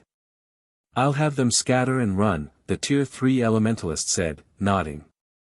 Following which, White Feather shattered Zhao Yueru's barrier of flames with a single move. She and Mythology's other members then scattered and fled. As for Zero Wing's members, they persistently hunted down Mythology's members. In the end, they killed not only 20+ of Mythology's peak experts but also Sandstorm and 2 other team leaders, inflicting severe losses on Mythology's Silver Light Legion. Word of this battle also quickly spread throughout Violet Light City, shaking all those who heard it. Chapter 2634, Fame spreads across the western continent. The Silver Light Legion was Mythology's strongest trump card legion. It might not have many members, but every member had astonishing combat power. Moreover, the peak experts of the Legion all possessed the assistance of a battle array. All this time, the Silver Light Legion had been in existence the various superpowers dreaded. Meanwhile, although Violet Light City was a guild city jointly established by Violet Sword and Mythology, as many superpowers were partners with these super guilds, there were plenty of members of other superpowers present in the city. Word of Sandstorm's team suffering a tragic defeat triggered heated debates among the various superpowers members resting within Violet Light City. Some could not help doubting the validity of this information. In their opinion, Mythology's Silver Light Legion was basically an invincible existence. At this stage of the game, no matter how strong a team of players became, it would, at best, be the Silver Light Legion's equal. The utter rout brooded about was definitely impossible for the Silver Light Legion. How could a pseudo-superpower like Zero Wing have a team capable of defeating the Silver Light Legion? While the various superpowers operating in Violet Light City were looking into this matter, White Feather and the other survivors of Sandstorm's team were currently standing inside a meeting room in Mythology's residence and reporting about it to the white-haired youth before them. White Feather and the others gazed at this white-haired youth with reverence in their eyes. This was because this white-haired youth was none other than the Silver Light Legion's vice commander, Prosciutto, nicknamed the Silver Ghost. You're saying Zero Wing has over 100 members with fully unlocked mana bodies, the Silver Ghost asked calmly as he looked at White Feather. Emicham. In addition, according to our investigations, before Azure's Solitary Frost and Xiaoqian underwent Zero Wing's special training, both of them were still quite some distance away from fully unlocking their mana bodies. Now, however, both of them have already done so, and they now rival Crimson Star and Wildfighter in combat power, White Feather replied seriously while nodding. It seems Zero Wing has quite a lot of secrets, Prosciutto commented as he entered deep thought. Vice Commander, they activated the teleportation gate not long ago. Why don't I organize another team and wait for them to come out? Previously, we lost mainly because we were outnumbered. If we have more people in the team, Zero Wing won't have much of an advantage over us, White Feather suggested. Now that news of the Silver Light Legion's defeat had spread, they would definitely become a laughingstock among the superpowers if they could not take care of Zero Wing in short order. That won't be necessary, Prosciutto said.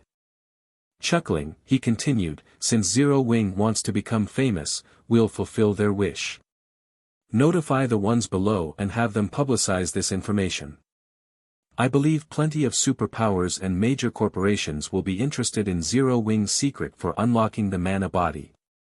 Vice Commander, although the other superpowers will definitely be interested in this secret, if we don't make a move ourselves, I'm afraid no superpower will be willing to take action against Zero Wing.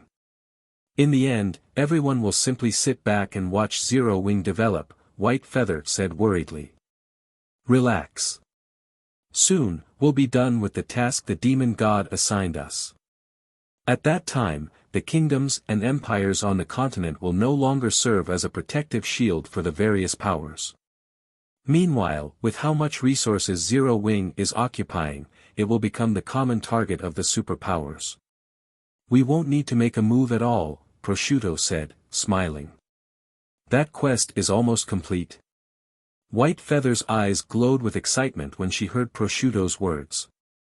There were 2 crucial quests available in the Demon God's Shrine, and the completion of either of them could kick up a storm throughout the Western continent.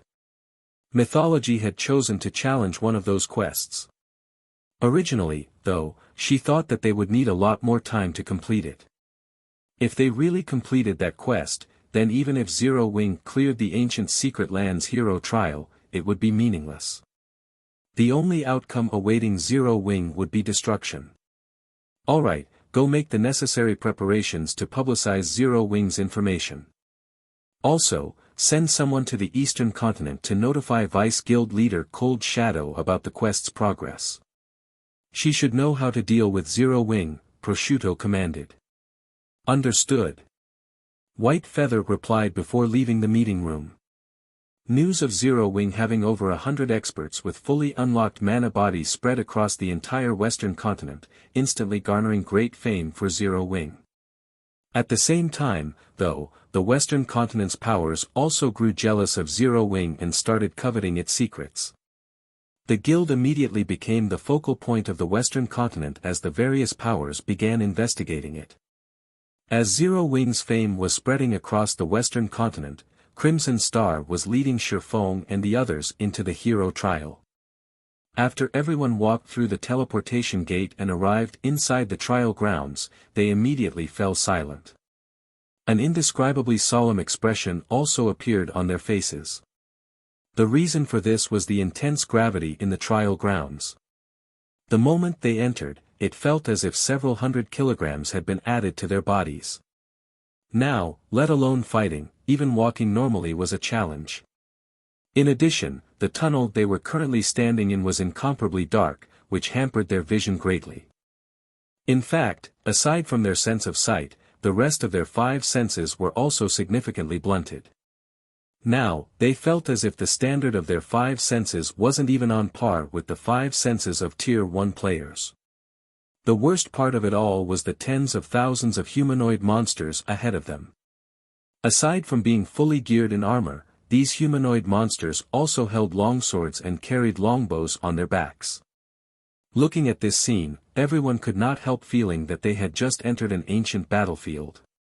Trial Warrior, Dark Creature, Great Lord, Level 120 HP 100 000/100 000, Trial Elite, Dark Creature, Grand Lord, Level 121 HP 430 000/430 000.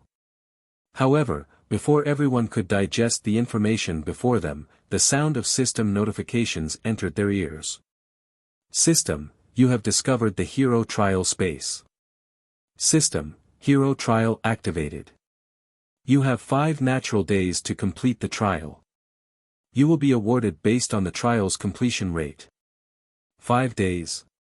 How can we possibly get through so many monsters in just 5 days? Floating Light suspected that the system was toying with them when he stared at the endless trial warriors and trial elites before him. The monsters in this trial space were ordinary monsters, which normally wouldn't pose much of a threat to the experts on their team. However, that was in the outside world. Inside the trial space, their physical bodies and 5 senses were heavily suppressed. Even a domain realm expert like himself could barely exhibit 30% of his normal combat power under such a suppression. At this moment, he would have great trouble fighting the trial warriors in a one-on-one situation, let alone the trial elites. Meanwhile, there was only one path in this trial space, so there was no way they could avoid the trial warriors and trial elites entirely. The only way to get to the trial boss was to kill these monsters and gradually carve out a path. Meanwhile, when Crimson Star and Wildfighter, who had started growing optimistic of success after witnessing Zero Wing's strength, saw this scene, they were likewise stunned. Not only are the monsters here numerous, but they are also positioned very close together. Even if we lure just one of them, I'm afraid we'll end up luring several thousand. In addition, All of these monsters are capable of ranged attacks. Let alone fighting, even dodging their attacks would be a problem. Wildfighter frowned at the trial warriors and trial elites that filled the tunnel before him. Although he had long known that the hero trial would be difficult, he never thought that it would be this difficult. With their bodies so heavily suppressed, if they tried fighting several thousand of these monsters simultaneously, they would definitely be honeycombed in no time. Look closer, the weapons of those monsters are enchanted with the penetrating effect.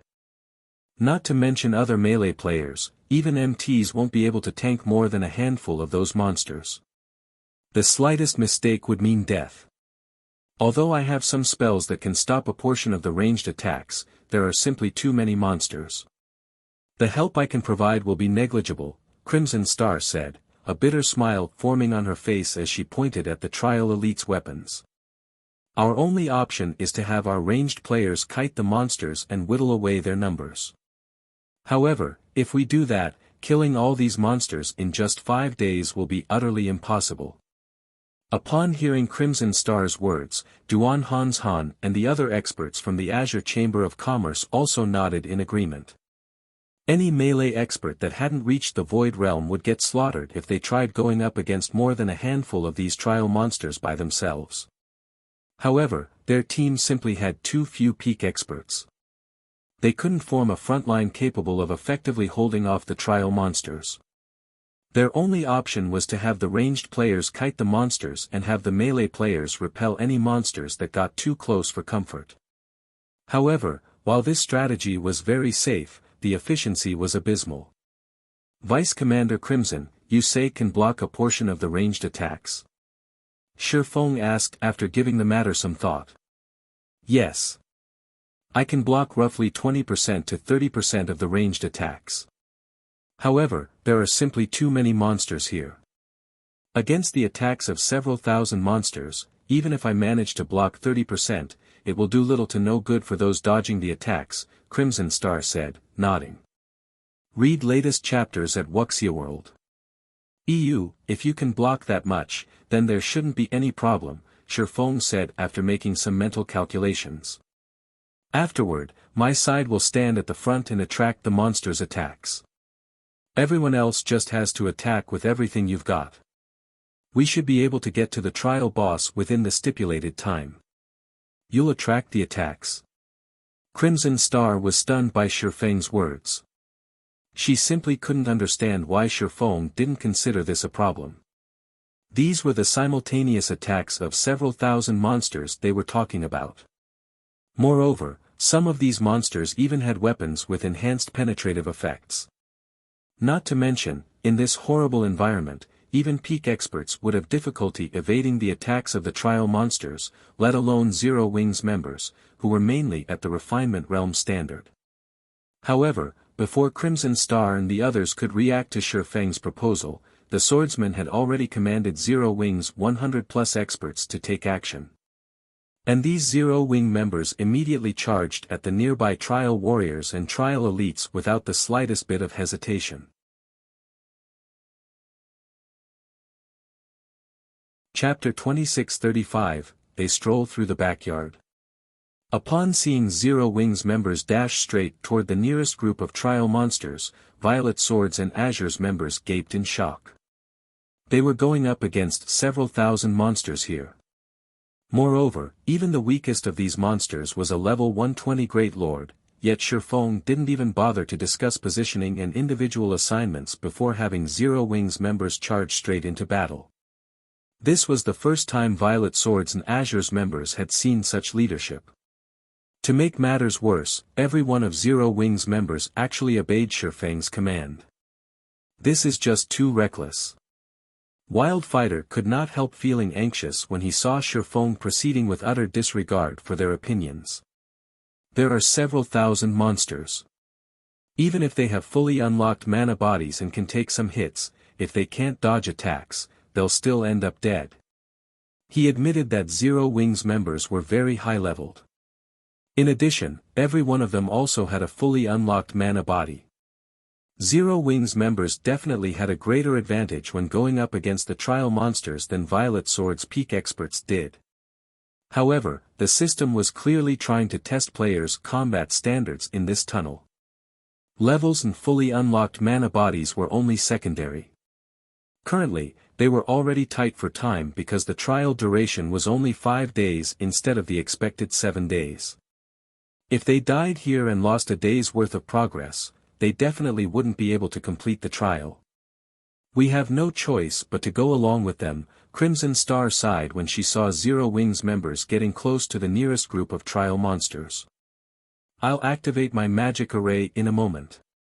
Everyone else, focus fire on the trial elites. So long as we reduce the number of penetrating attacks we have to deal with, we can stop the remaining trial monsters much more easily. Sinful Flame and the other members of Azure nodded in agreement with Crimson Star's plan before charging toward the nearest trial elite. They intended to get rid of a few trial elites as soon as the battle between both sides started, so that they could lessen the pressure on Zero Wings members and minimize casualties. The instant Zero Wings members entered the trial monsters' perception range, the trial warriors and trial elites promptly sprang into action like veterans of the battlefield. In no time at all, 400 trial warriors spread out into a square formation around the main army. They then stabbed the iron shields they carried into the ground, creating an iron wall that protected the several thousand other trial monsters within their formation. As for the trial monsters inside the square formation, they unslung their bows, split up into several divisions, and fired arrows at Zero Wings members in intervals. This scene stunned Violet Swords and Azure's members momentarily. They had seen monsters attacking as an orderly group before, but this was definitely their first time seeing monsters attacking in such a well-trained fashion. In fact, the coordination of these trial monsters rivaled that of NPCs. Volleys of arrows rained down on Zero Wings members, each volley consisting of more than 1,000 arrows. Moreover, the intervals between the volleys were incredibly short. The arrows in each volley were also well spaced, leaving no room for Zero Wings members to exploit. It's over. Even peak experts will have difficulty dodging and blocking all those arrows. With the combat standards of Zero Wings members, several volleys would be enough to annihilate them. Wildfighter's complexion darkened significantly when he saw the spate of arrows bombarding Zero Wings members. Against such a coordinated and accurate assault, let alone Zero Wings members, even a group of peak experts wouldn't survive for very long. Although the attack pattern was very monotonous, the arrows flew incredibly fast. In addition, they came in torrents. There was a limit to the number of actions and reactions a person could make within a certain period. Over this limit, even domain realm experts would be rendered powerless and could only watch as they got killed. Although these arrows didn't carry a lot of power, they still weren't attacks players like themselves could afford to receive casually. At this moment, every one of Zero Wings members would have to go up against at least 10 arrows simultaneously, with some unlucky ones having to go up against as many as 20. After factoring in the speed of the arrows, these numbers had already exceeded the limits of even Tier 3 peak experts. Only domain realm experts would be able to accurately determine the trajectories of these arrows and react to them in time. Just when the first volley of arrows was about to land on Zero Wings members, a voice appeared in the team chat.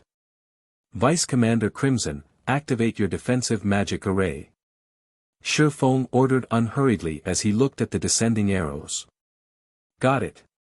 Upon hearing Feng's command, Crimson Star snapped out of her daze and waved her staff, completing the activation of the magic array she had prepared beforehand. A silver barrier bloomed from the center of Zero Wings formation, instantly expanding to cover a 200-yard radius and enveloping all of Zero Wings members within it. Tier 3 Curse, Aerial Defense. Aerial defense was a curse that had a certain probability of invalidating the flying tools within its range. It was similarly effective against arrows. In the next moment, more than 20% of the first arrow volley clattered to the ground. Now, only about 900 arrows continued flying toward Zero Wings members. Even so, Violet Swords and Azure's members still wore grim expressions on their faces. Although the number of arrows had been reduced to around 900, the number of attacks each of Zero Wings members had to face still exceeded the limit of peak experts, let alone refinement realm experts. As Violet Swords and Azure's members were shaking their heads and sighing, Zero Wings members started maneuvering around the arrows, dodging them effortlessly as if they had long since known the trajectories of these arrows. From afar, it seemed as if Zero Wings members were dancing in a rain of arrows. When the first volley of arrows ended, not a single Zero Wing member had suffered a direct hit.